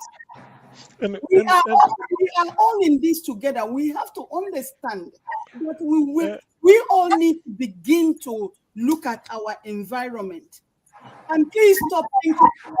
I want some of you to stop thinking that being a professor makes you a greater human being. All you did was just have an education, and a PhD will not give you the wisdom. What in our own support, or what we have to do is perform our civic responsibility, at least to choose who among ourselves will lead us better. So people chose P2B. With the one it was within our hands on February 25th, we did what we need to do, and we got the result we were expecting. Now, the system, because it's rigged against us by INEC and then the reactionary forces, they feel that it will be business as usual to change. So that is where we are now. One step at a time. Let's push peace to be over across the line. The judiciary will help us declare him winner. Then the things will change. Let's forget that some of these things, the way people behave, is not really the way they wanted to. Some may just be survivalist strategy. Some may just be that they have no other hope, or they have to join them, like they said. So, but if things should work out the way we want, then we will start to take our place. I don't really think that an average Nigerian is not the serious of something good. It's just that the system is rigged against him. You start on a very bad foundation. There's nothing you gain from the state other than suppression and the oppression. So you are more like struggling against odds to be able to survive. What other countries take for granted, or what other government of the other countries give to their citizens, our own is even taken from us. Look at the way they are being slaughtered. Government does not say anything. Anything happening to you, you're on your own. So a time came, people put heads together and felt, what can we do? Obviously, help cannot come from outside. It must be from within. And that help we needed was a good leader, somebody we could look up to and follow. So Peter B, God threw up Peter B, and then we embraced him. Absolutely, Uh, absolutely. we, I'm saying to you is we, that we embraced him, we all and need then to really give him our support, and we all need to also watch our environment and start doing the right thing. I mean, I don't know if you had the privilege to listen to Dele Farachomi when he came to United. okay, yes, I listened to his That how that's that speech he was really awesome. yeah, he gave it to them raw. He really, You can't prescribe to me a drug you are not willing to take, you yes. know. So I know, I listened to, I know the guy. You see, more of those people are going to then subdue all these criminals and on all these. I don't want people to keep on giving Tinubu power. I hate when people sometimes will say, "Oh, he has money. Oh, he has money." What is money? It's a stolen money. It's a stolen money. I don't really look at him with that money, you know. But if we have people like Peter Obi, like Dele Farotoromi, you know, all these people, all of us, we need to really stand up. That's the only way we're going to support Peter Obi. We all we need to are stand up and not be afraid or intimidated by these people. we are, you see, it will manifest by the time, I think it's 17th, by the time they start this proceeding properly. And then, in fact, what will even stop it is if they know, if they can read the mood of the country, they just declare the man a winner and then say they remove that Tinubu is, that is just declare him winner and then let him get sworn in. Then that will quieten or sort of renew the hope of people. Otherwise, if they play politics as usual, like I said, Nigeria will explode in their faces. That is when they will realize that P2B they are seeing, when you push P2B, they now have to know that there are people behind him. Because millions cannot come out and vote under economic hardship with all the type of things that happened in February, the killing, everything. People lost their lives, spent money they don't have, did everything just to make sure that since it's not easy to remove the government, you use your PVC. They relied on it to, to do the magic. And then after doing it, somebody somewhere will now come and hijack or sort of twist their opinion. Oh, no, no, no. That cannot be. That is unpardonable. So in any case, I understand everything is all options according to George Bush. He said George Bush, when he was discussing with Saddam Hussein must disarm. He said we say, oh, they tell him Hans Bleak. He said yes, Hans Bleak of weapons inspector. Yes. He said the UN is now a talking shop. All this. He said, having said that, every option is on the table. so so so not knowing that they are still waiting for military. So the thing is that whatever INEC is saying, I know the among the mind of the people, every option is open. Yeah. People might think that the worst cannot happen in Nigeria. It will happen. Yeah. Nigerians have been pushed to the wall, not really because they've not suffered enough, but for the first time since 1999, they came out to vote without being induced, and they see somebody who is clean, Yeah. at least by Nigerian standard, very clean and That is what I'm willing. saying. Exactly, very clean, and you tell them, and you see, the worst is that INEC even provoked the thing. Everybody should go and vote. We extended the deadline for collecting PVC. We urge everybody. If you don't vote, how can you then challenge that the government is not easy? Go and vote. Go and take your PVC. All these Igbo people, they do business from year to year. They don't want to close their shop. Now people close the shop. You see it? People now said close the shop. In some meeting, they said in some places without PVC, they won't admit you. So PVC war was on last year until people got PVC. So after getting PVC, they have to vote. Now, after voting, you are now trying to tell me that there should be TPEX in the middle of the night. You TPEX, you change. Wike will say what you want to say, deliver. No. You can't. This Fulani guys, they don't want to let anybody to take over power, and it's very sad how they've turned Nigeria into. And we looked over the years like, oh well, they don't know anything. They didn't go to school. They didn't do this. They didn't do that. We were underrating them. Now, if you look at what's going on in Nigeria, they spread all over the place, and they've knocked the Hausa to one side. They don't even accept the religion or the type of Muslim that the Hausa practice. So they believe they are the ones. They are the ones that are to rule Nigeria. That's the problem we're having. They knew Obi won. Obi won clear and clear, but they are finding it difficult to leave power. The chicken have come home to roost. The way they say it. Yeah. So whether you've been cheating me since 1960 or I've been cheating you, everything will now be settled now. So everybody don't know. This thing called cheating. I may be cheating you for 1 million years. The day you realize I'm cheating you, that day it go stop. Sure, you know. Yeah. So Nigerians have found out that no, you cannot continue like that.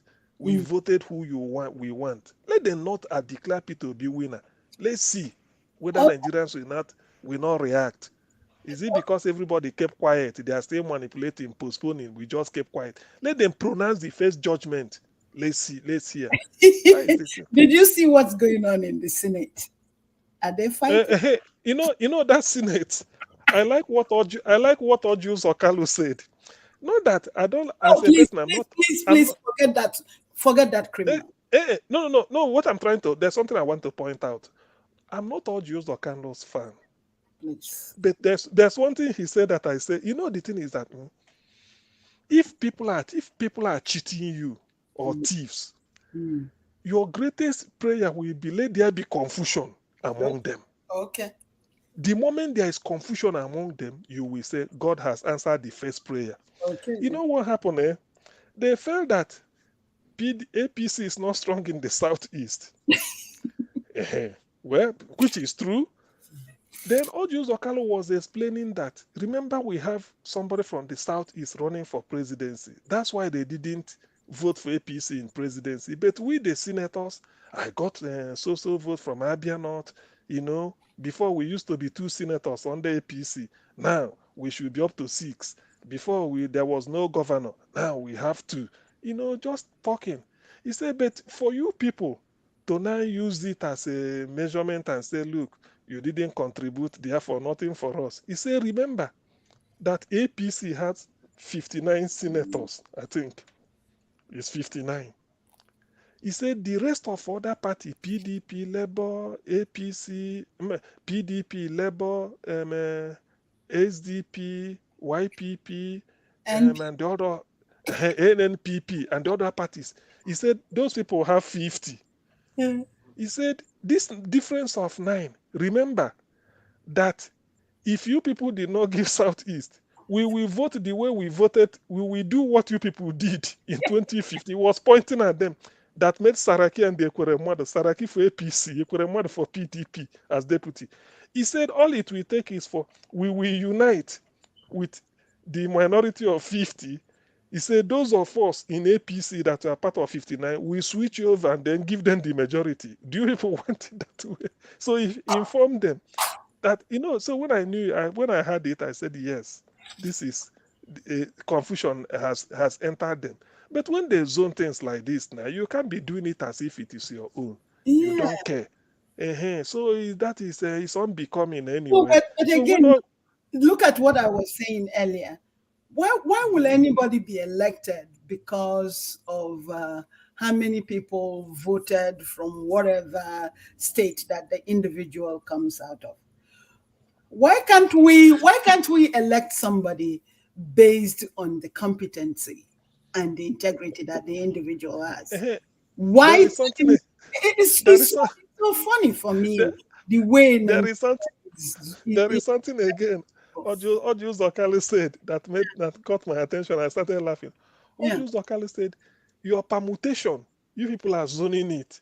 Mind you, you people that are party executive, you won't be there. We will lock ourselves in and vote our conscience. You see the warning. He said, yes, you people are telling us, we will vote for this and this. He said, yes, we will agree. But when we go there, you won't be there. It is we, the senators, among ourselves. We can vote who. But Siam, yes. You know why I'm not going to be moved with Ozokalo, because for someone that has no atom of morals like Uzokalo or integrity, what makes you think that when he keeps on blowing all the smoke that he's blowing, and then Tinubu comes back, Tinubu that usually will go and visit Uzokalo's mother, and then maybe Tinubu from the back gives Kiamo a packet of envelope to give to him. What makes you think that all these nonsense he's saying, that he's going to carry them out? See, that's why when people like him, he has sat on the table with the devils. I don't really look at him. Anyway, until that happens, the essence of what he's saying is to tell them that the zoning they did is not acceptable. That you may zone it and feel that you've zoned it. And you've told us, the senators, remember, none of you will be there. When we lock our door in the chamber, we elect who we like. So it might not work out the way you say. So just to tell them, they should know. And it's possible. We can buy vote. So in other words, so I like the confusion. That is the good thing. Let that confusion be there. So if I understood them clearly, are they fighting against Akpabio that Tinubu has already nominated? You did not even understand the principle. That is. No, I did not. I won't lie to you. I did not. That is the thing. That is what is causing the confusion. They said they zoned Senate president to maybe, I think, South to Akpabio, the speaker to northwest, and then this thing again, the deputy Senate president to northwest. So people said, how can you give northwest speaker?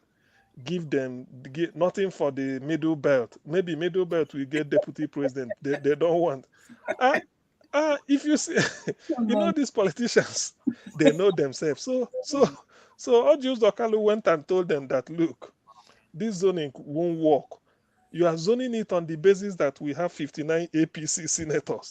The rest are having 50. He said this 9 is not much, the difference that they can swing over to the other and then you lose. So this zoning, and that is true. So he said you people did it. He said you were senator. You people did it in 2015. We will do the Tasaraki system again. The person you nominate, we won't vote for the person. We will, all these things. So that is how it is being. But I'm glad if P2B comes in. Do you know why? It is not that this thing, but forget about. I know there will be politics is going to be played. But when you see that the leader is not interested and he has the support of the masses in terms of the fact that they found him not to be credible. He's not kowtowing to all this thing. So the reputation will go high. Then if you now raise anything against him, people won't believe you. That is the issue. If you now start to say, and then, I mean, how can nobody can accuse P2B of corruption. So you that will come and make trouble for P2B, make sure you are not corrupt, because if they look into your own, you expose yourself. It's as simple as that. So that is what they don't want, because P2B goes in now. All those budget padding or this. I mean, P2B will prepare budget, this executive. After preparing it, they send it to the legislature just for them to normal defend your budget. They defend. Then if you are now trying to increase what they said is 1.2 million, you want it to be increased to 1.8 because you are interested. By the time he comes back, Peter will look at, because he will have original and cross-check the figure, say, no. What I budgeted was 1.2. Who increased it to 1.8? He said the Senate Committee on Transportation. He said no. Not only that, sign it. I believe that Dati is also going to. I think Dati and Obi, they're really meant to work together. And I believe that with his university, he's going to, the students that are graduating from his university, sometimes he could even, bring them in so that they could do some work and do some research to make sure that whatever figure they're giving them is the right figure. So I'm really looking forward that those two are going to really make a difference in Nigeria.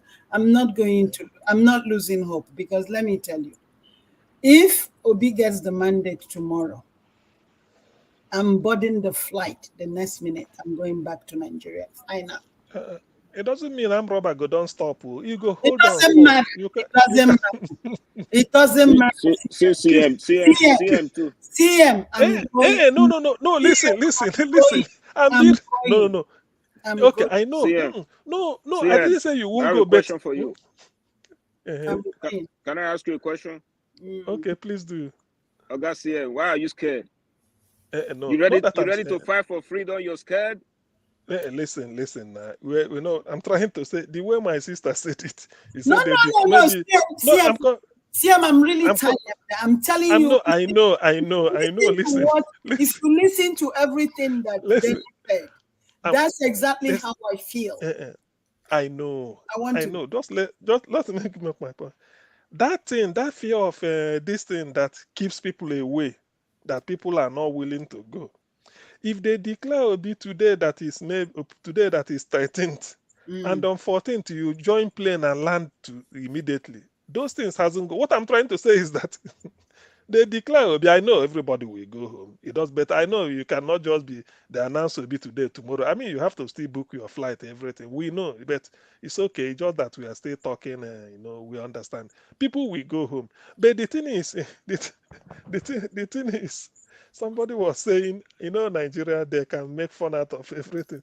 Somebody said the moment Obi come in, even Amroba go repent. But it's the truth. Exactly. It's the truth.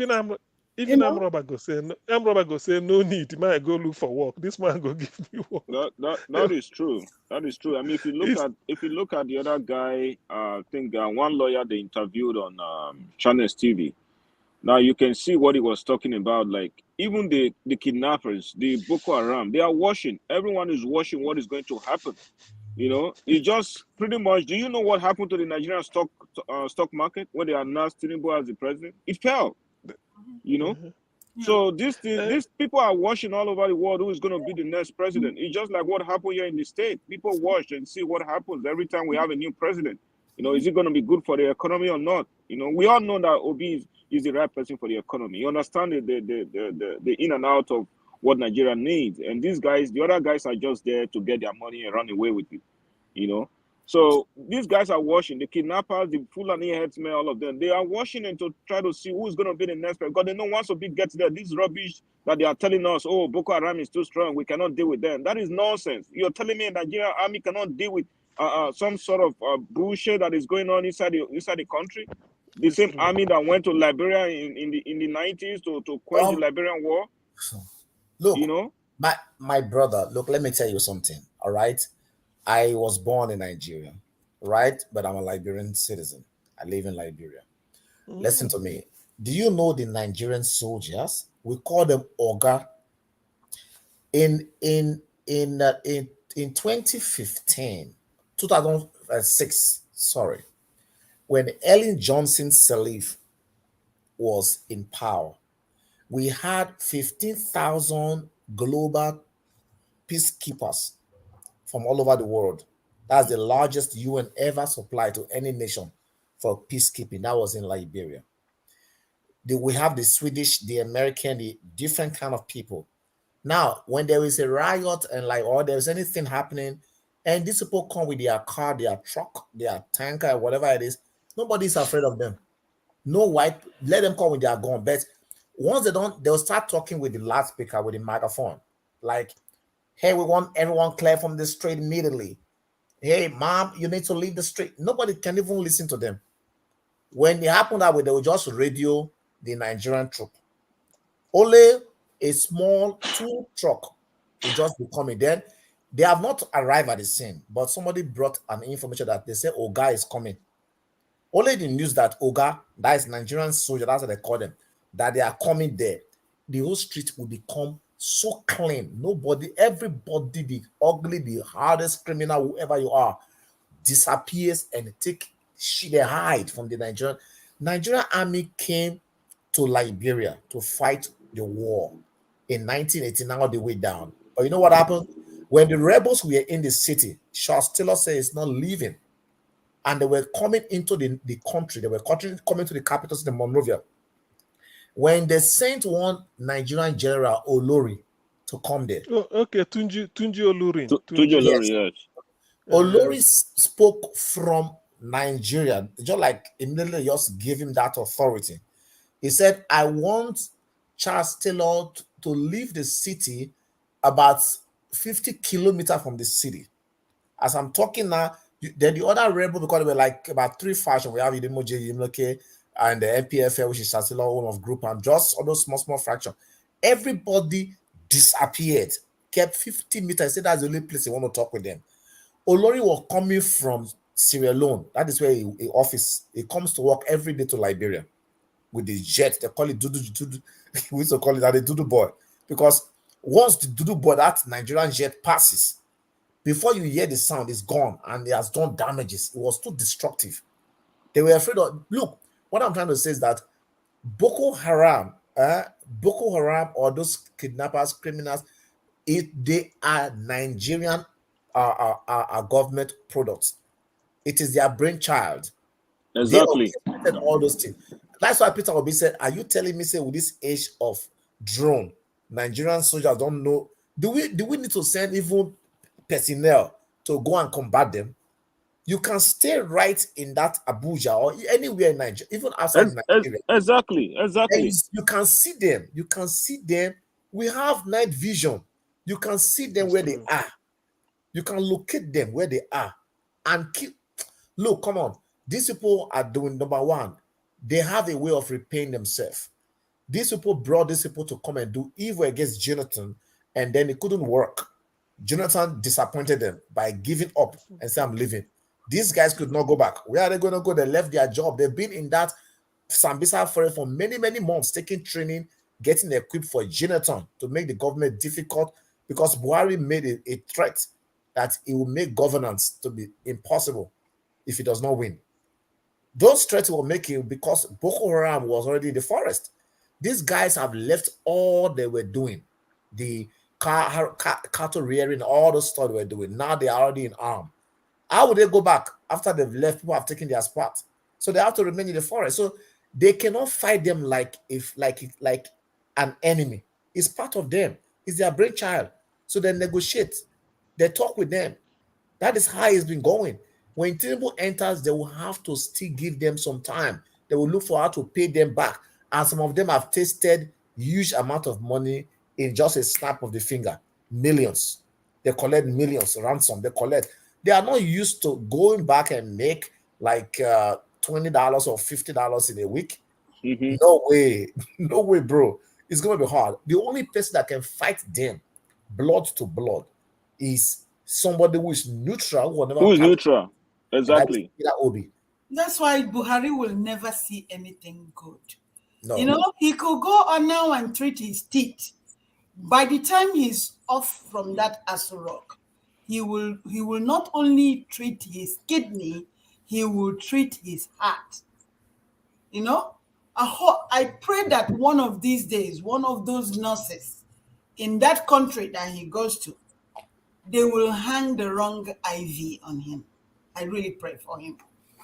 He's such a hooligan. It's not funny. I believe the reason why all of them, they don't like to stay in Nigeria clinic, no matter how upgraded, sophisticated the equipment are, the personnel that is treating them, if it's they don't trust, because you see, when you've done too much evil, even your own, you fear your own self. You would fear your own self.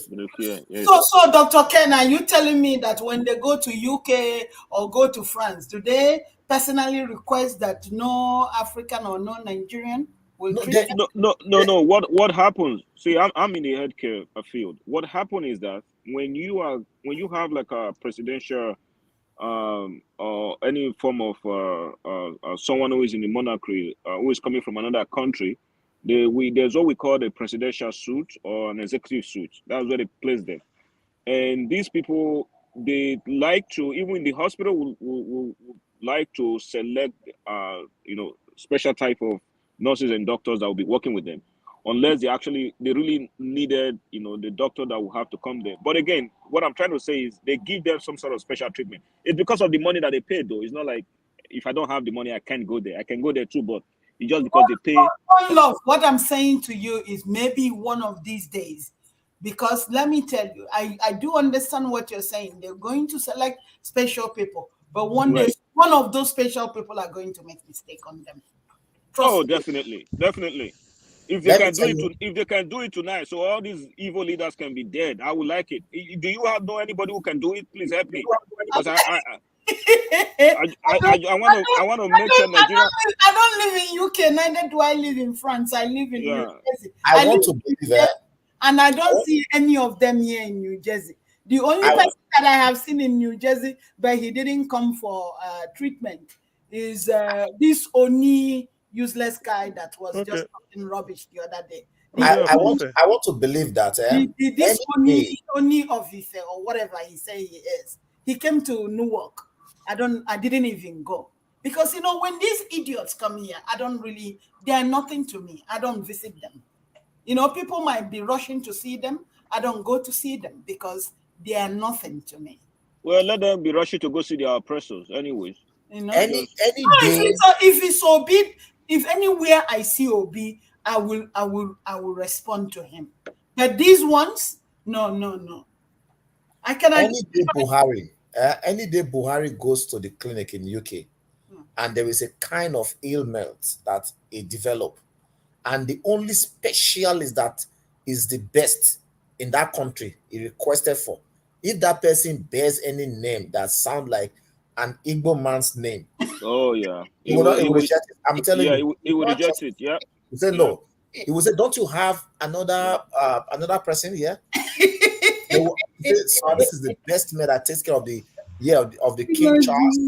He will say, okay, time let me go to France. Look, because he's afraid of what he has done. He has made enemies. I'm telling you the truth. I told one of my friends the other time that the way Bush were going about things and the Republican in the United States, if you carry the American passport, you are more afraid than somebody who has a Sierra Leone passport to go to some countries in the world, because you are afraid that somebody may just say, hey, American, and that is your end. They are coming to that hotel to bundle you out and this Arab, because of, if you make too much enemies, you become afraid of anything that shakes. It's true. That is what Buhari cannot raise. Look where he chooses to go. He has already gave you a prelude, what to think about if you want to escape. He's even afraid of the Nigerian, even his own Katsina people. He said, if anybody troubles me, I'll go to Niger. He just suggested something to you because he's afraid that he has done evil and he came to apologize. He has done evil, he knows. And look, Buhari hands are tied. Let me tell you what happens in that area, that block of politics. All right? I do a lot of diplomacy and I work with the United Nations. I'm a peace ambassador. Now, look at what happens. in governance, in when you are leading human beings, you need people to give you their powers to do what you want to achieve. When I mean their powers, so many, like, let me tell you, in the course of doing this thing, trying to gather them together, some people who are bad, like Tinubu can allow you to eat something that you're not supposed to eat to give you that boost. You know why he's doing that? Because he needs you to give to him by force when you want to climb. If not, he will unveil what you ate. Everyone, that is why you need a fresh hand. Everybody around that Aso Rock, those who are coming up, upcoming, and those who are there now, they have soiled their hand. That is why Peter Obi keep using one particular phrase that I don't think anybody even understand from where I read it from. Anytime he make a strong statement and he say, go and verify, you don't know what he's saying. He's telling you that I was in the system. I did not eat anybody's child like the witches will say, to become this powerful. I did not do the wrong. So most of them have soiled their hand. Tomorrow, if Ganduje want to be president and Buhari demand that he must do this thing if not, tell me what he knows. He will think of the dollar that he covered him with. He will think of the money he took, the bribe, and he covered. So because of that, he will subdue himself. So when you see many of our politicians see the right thing and they refuse to do it, it's not for their own will. Somebody is saying that if you do that thing, I will come up with this one. I will look at Rufai's challenging a sitting president. We are a federation. Whether we don't practice it or not, it doesn't matter. But on the paper, we are a federation. For him to act like an autonomous government, Kaduna State to act like an autonomous entity, a territory with a sovereign power, for Buhari to say the naira is this. He said, not here at all. Keep using your old naira. I told Kaduna's citizen. Do you know what that means? That is equal to treason. He wouldn't dare. It's true. Yes, exactly. And if I know something that two of them know, if you challenge him and he speaks out, that is the end of Buhari, and not only Buhari, many people will go down. So because of that, somebody must have touched Buhari and say, leave him. That guy is just stupid, leave him. Somebody would have touched it, please tell him to leave that guy. It is like when people say cabal. That is what you see. So the only way this circle can be broken, look, only somebody who's external, like Peter Obi, who is strange. He doesn't believe in that philosophy. He never attached himself any string of godfatherism to himself. He never at all tried to follow them to go and do sacrifice of their evil shrine. He moved his hand. That is why you see that Mr. Obi, each time he does his thing, he's so conscious. He does everything he do consciously. He selects his words. If you watch him, not that he cannot speak very fluently or fastly, I believe he's trying to be very, very meticulous, because he knew that people were listening to him. He knew that people will record. He knew that internet will keep some things for tomorrow against him. He knows a lot. This guy is a wise man. He's the only one that can break this circle and give us a new, that word, NEW, new Nigerian is only possible. When I look at his advert during the campaign, I read deep meaning into it. A new Nigerian is possible with Peter Obi. I say that is true. He tells you go, and he speaks the only way that nobody speaks. Go and verify.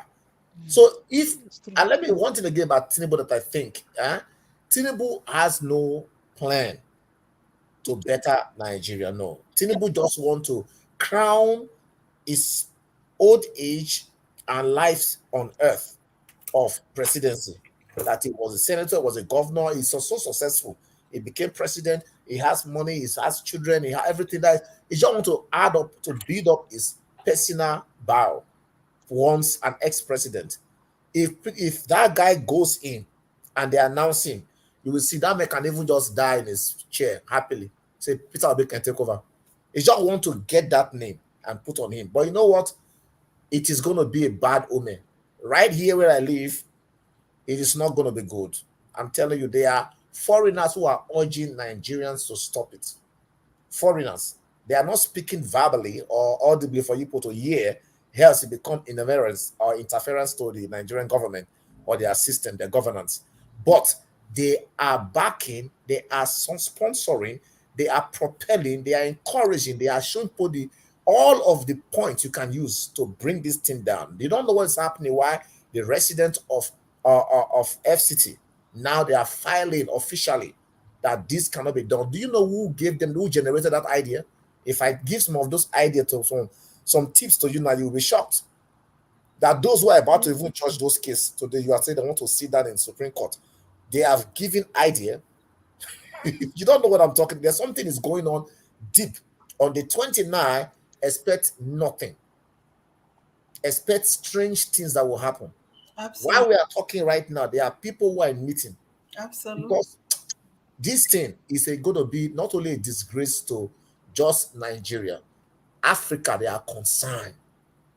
Africa, they are concerned about what is going through Nigeria right now, happening to Nigerian politics. Is they have so much in deep concern. Not only that, our foreign partners, white countries who hold Nigeria at a high esteem, they are lamenting the fall of Nigeria and it's still going down into the ditch. It's too steep. It's still falling down with high speed without being stopped. And Tinubu is going to make it look like so muddy. Nothing could be worse on earth in governance, in democracy, as Tinubu being a president. Just imagine him going to the United Nations. Just imagine him sitting down, a former convict, and fall asleep.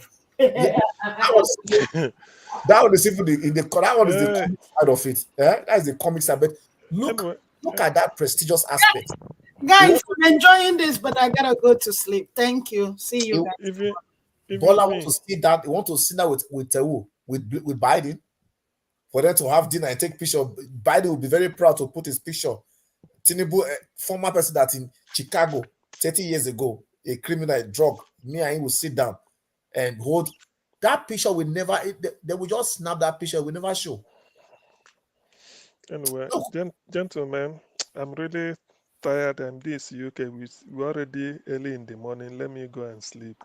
No problem. So we gather again this thing. Who is the busy brain? Are you with us? Who will take over so that we have, I think we've done a lot. We have to. That's okay. Tomorrow. And I think today is my first day of hearing from you, Dr. Ken. Even when you say you are from Liberia, that's good. The love of liberty brought us here. No, the locals said no way. That is what brought war, because those freed American slaves, those guys, the American people that came to Liberia, they gave that thing out. They said the love of liberty brought us. Now the locals said no. The love of liberty met us here. We were here before you come. Don't say it brought us here. It act as if nobody was on the land where they came to find that land. So they came in. That was what caused issues there in Liberia. No way. We don't. So when you said, even though that is what is in our constitution, right? The love of liberty brought us here. Okay, it's correct. But they understood. They said, no, don't say it brought us. When you came, you didn't meet nobody here. So what were they doing? Yeah. So the love of liberty met us here, but it's no way. Look, it is interesting. Everywhere Liberians are discussing what you are discussing now. They are all concerned about Nigeria. Can you imagine? Yes, now, and they will breathe that's true. I can confirm that. I have lots of Liberian friends. I'm happy because it shows brotherhood. If they are discussing it, it shows they are also interested. They want things to be good in Nigeria, even when they are not, even when it is not their country, but they are wishing Nigeria well. That's good. I mean, it's something. I was at work, all right, when somebody texted me from Liberia. They said that he said, "Hey, the president is Bala Blue." They just declared. I didn't know it happened midnight, as they said, like 4 a.m. I didn't know. So he texted me, say, "Bala Blue is your president now." I said, "What?" Because they know everything. So they already know who Bala Blue is. Yeah, they are following the politics, everything, even the music. The whole country in Liberia, the music we play is Nigerian. In the church is Nigerian gospel. In the everywhere, everything is Nigeria there. So I would like to visit that country. I don't know why. It's one of the countries I love in Africa. Liberians are they are fun people. I like them. Sherry, you've not gone to their party before? What? Yes, yes. Okay, Yes, I said you've not gone to Liberian party before? No, Liberian or Sierra Leone party? No, oh my goodness. Unless you invite me. If you I will invite you now, CM. They are down to earth. They are down to earth. Oh my goodness. This one, why they plan you? I've been planning US tour. Let me put it down. Who is saying? Is it Dr. Ken? Which state are you? State? I'm not in the United States. Oh, okay. Who is okay? Oh, you are in Liberia. No, I'm in Canada. Oh, you are in Canada. Yeah. That's too cold now. Why it's too high? They survived the wind. Should be they saying at 11 months winter. Is it? No, but right now in spring, right? We are almost into summer. Last few days ago, I've been dressing regular, yeah. But CM, let me show you what it looks like because I can turn my camera around for you, okay? Yeah. Let me turn my camera around. Okay. Are you in Canada too? Yes, I am. Right. Camera. Ontario. Ooh, how do I turn it around again? Toronto. No, there's a way you to pronounce Toronto. Yeah, Toronto. See? Toronto. But we don't always okay. Oh, okay. There's the evening sunshine also. Okay. Wait. Is that Ifeanyi N? Where are you? Yes, it's fine. Where are you? Which province are you? I'm in Calgary. Okay. What time is Alberta. It's 7:48 p.m. Oh, 7:48. Okay, because right now my weather here is already dark because we are in the east. Yeah, I'm in Ontario. Yeah. That's why you guys are 2 hours ahead. Even your 8 p.m. is not this nice because I was there last summer. So. Calgary, so that means Calgary have almost the same time with California. California. We use Mountain Time, so I don't know what California has. Mountain Time is 1 hour. Mountain Time is 1 hour above us. Yeah. Okay. 1 hour. Like right now, it's 6:49 over here. Mountain Time is Montana. So you guys have the same time as Vancouver. I remember. The state of Montana. Yeah. We have the same time with New York. Yeah, that's true. Okay. Exactly. Yeah, because you guys are close to New York. That one is 3 hours. They are 3 hours ahead of us. People in Ontario. BC is 5 hours. Okay. So, Alberta is Edmonton and all those things. Okay. So who can the US now? Okay, Ken is in Canada. Ifeanyi is in Canada. One love. Let me tell you, I invite you. May you come go Liberia party, my friend. For where you there now? Come to Minnesota. New York. Yeah. Oh, Minnesota. Yeah, you find a lot of Liberians in Minnesota, Rhode Island. California, a full California, no be small. When I did single, Agbadu na people no be small thing. I hear say na Minnesota all the money there. Minnesota. No, it's for you to confirm. That's what I heard now. For you to confirm. So one love, I don't put you down for Minnesota. Minnesota, Minneapolis. That's what I hear. Nah, true. Busy brain. Yeah, if you want to come to Canada, just come to Calgary. Don't go to Ontario. They just have name.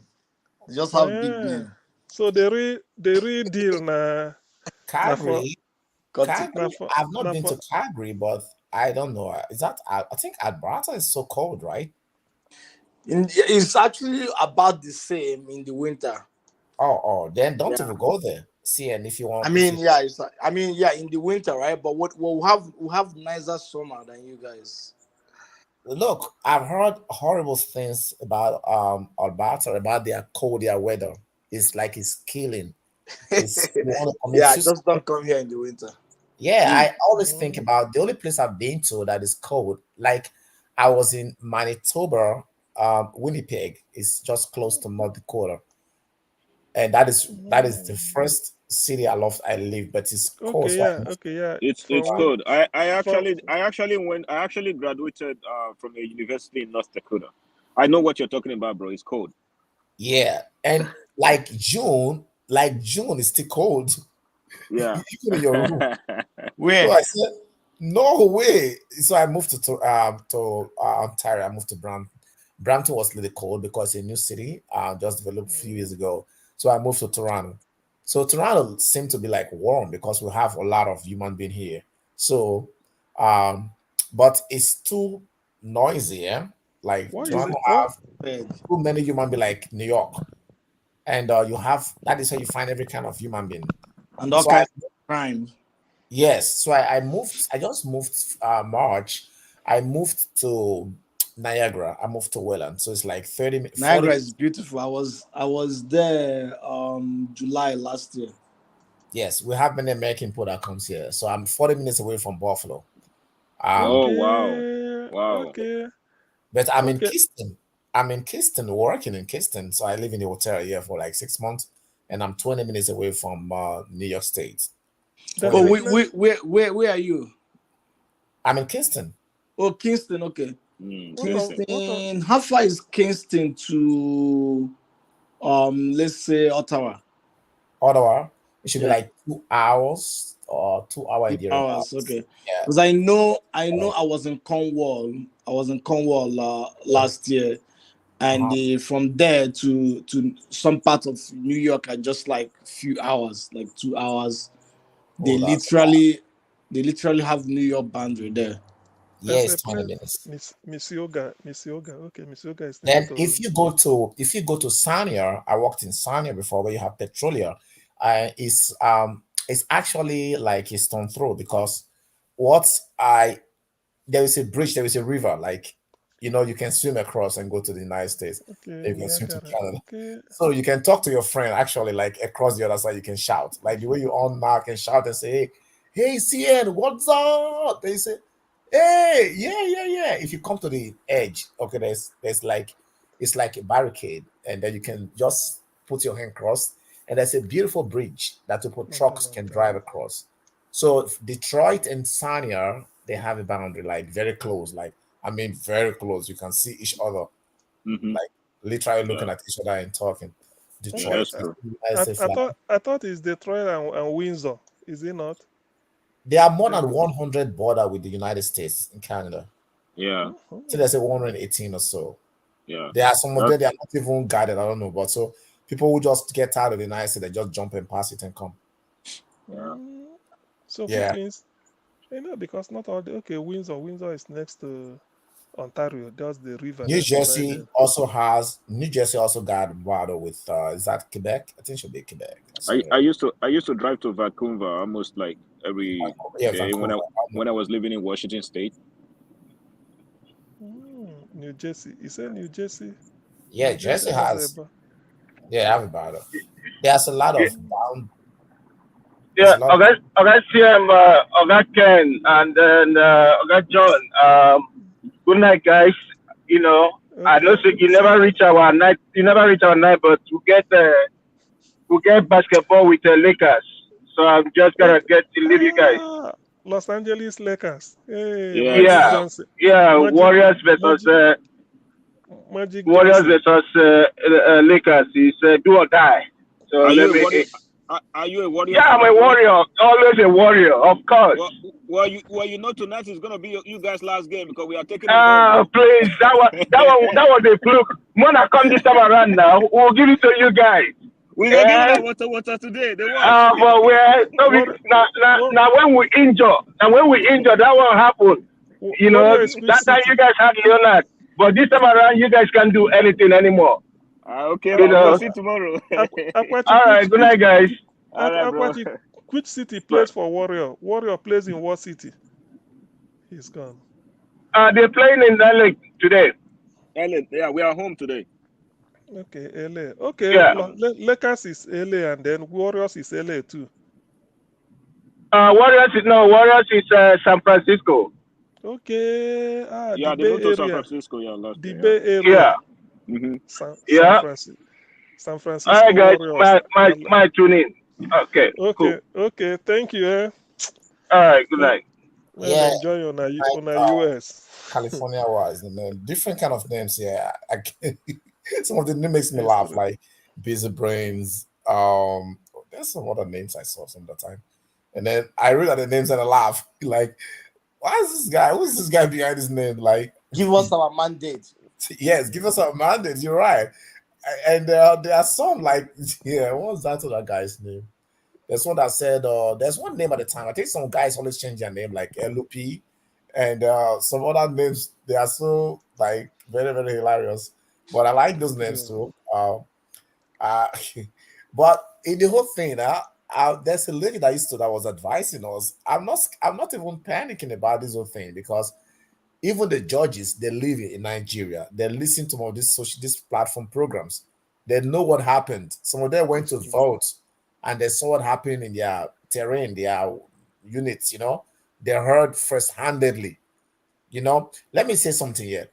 If, for example, I witness somebody slapping you, somebody oppressing you in my presence, but I'm not a complainant.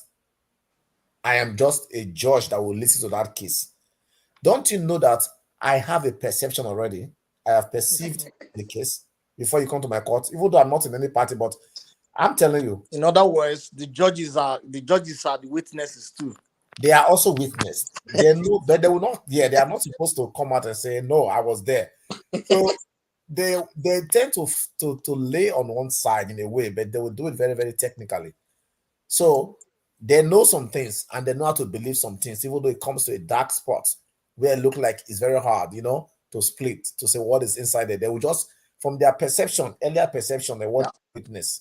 They will use it to evade that it would have been business as usual if not for the amount of popularity pressure. that the whole thing is getting, the pressure and the the attention that the whole thing is getting. If not, it would have been business as usual for them, even for the judges.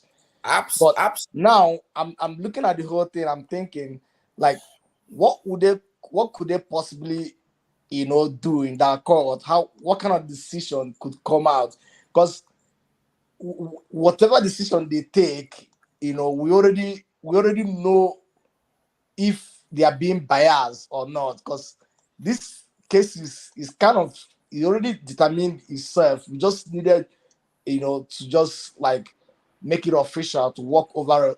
It's supposed to be a walkover for me. I think that 25% issue can be determined easily because we already have that written out in the constitution. All they have to do is just look at it and look at the past cases that were determined based on that section of the constitution. I don't think that should take time. I think by now we should already know from the court what they are talking about in terms of that 25%. We all know what happened. It's just that we all feel that because the court has to say something. If the court want to go in the way of country's interest, and without no string of interest attached to any of the parties that the complainants, if they are just say do justice to make these things easy and straight, just like we saw the UK court did, they are going to start from the most easiest that can solve the whole issue in a moment of hours, starting from 25%, starting from Shettiman's double nomination. This, and once they fail at any of this point, they don't need to go to counting River State. No, exactly. Once that fails, that is all. They don't use. You see the white what they do here. Once they find out that, okay, let me say you put in an application or something else, and they found out that you lie at the beginning, that could jeopardize your whole clean side. 99 that is clean, they will not look at that anymore. They look at that with a double mind. Like you lied at the beginning. They said no, which means all of that ones are like maybe lies. It's like the exam we used to write in those days. They said there is the theory essay question, you have to pass it, and then there is the multiple choice or objective, you have to pass it. So when you write the two, instead of wasting time reading your essay, which is laborious, they will go and do the multiple choice. Whoever passes the multiple choice, they select their essay and read and see, because you must pass the two. So if you fail multiple choice, they won't even bother looking at your essay. It they will saves just time.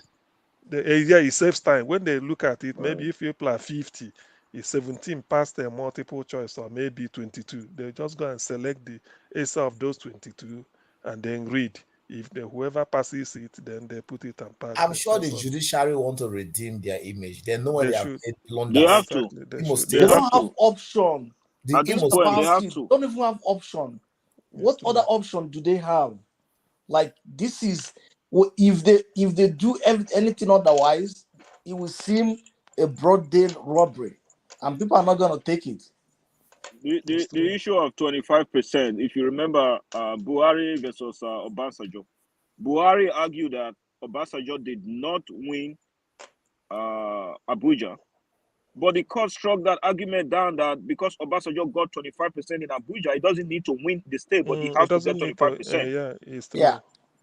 Once it has been set, once precedent has been set, and it's only P2B by INEC reckoning that had 25%. Others didn't. Look, because P2B had 70 or so in Abuja, so the rest of the party, none of them could get 25%. If the judiciary allow live coverage, the pressure on them will be so heavy that they will confess the truth. They will not listen to the truth, they will confess the truth. Yeah, because you can't. The camera looks like the eyes of the world. You look at the eyes of the world. You want to bend it like this. You want to twist up. Exactly. It's true.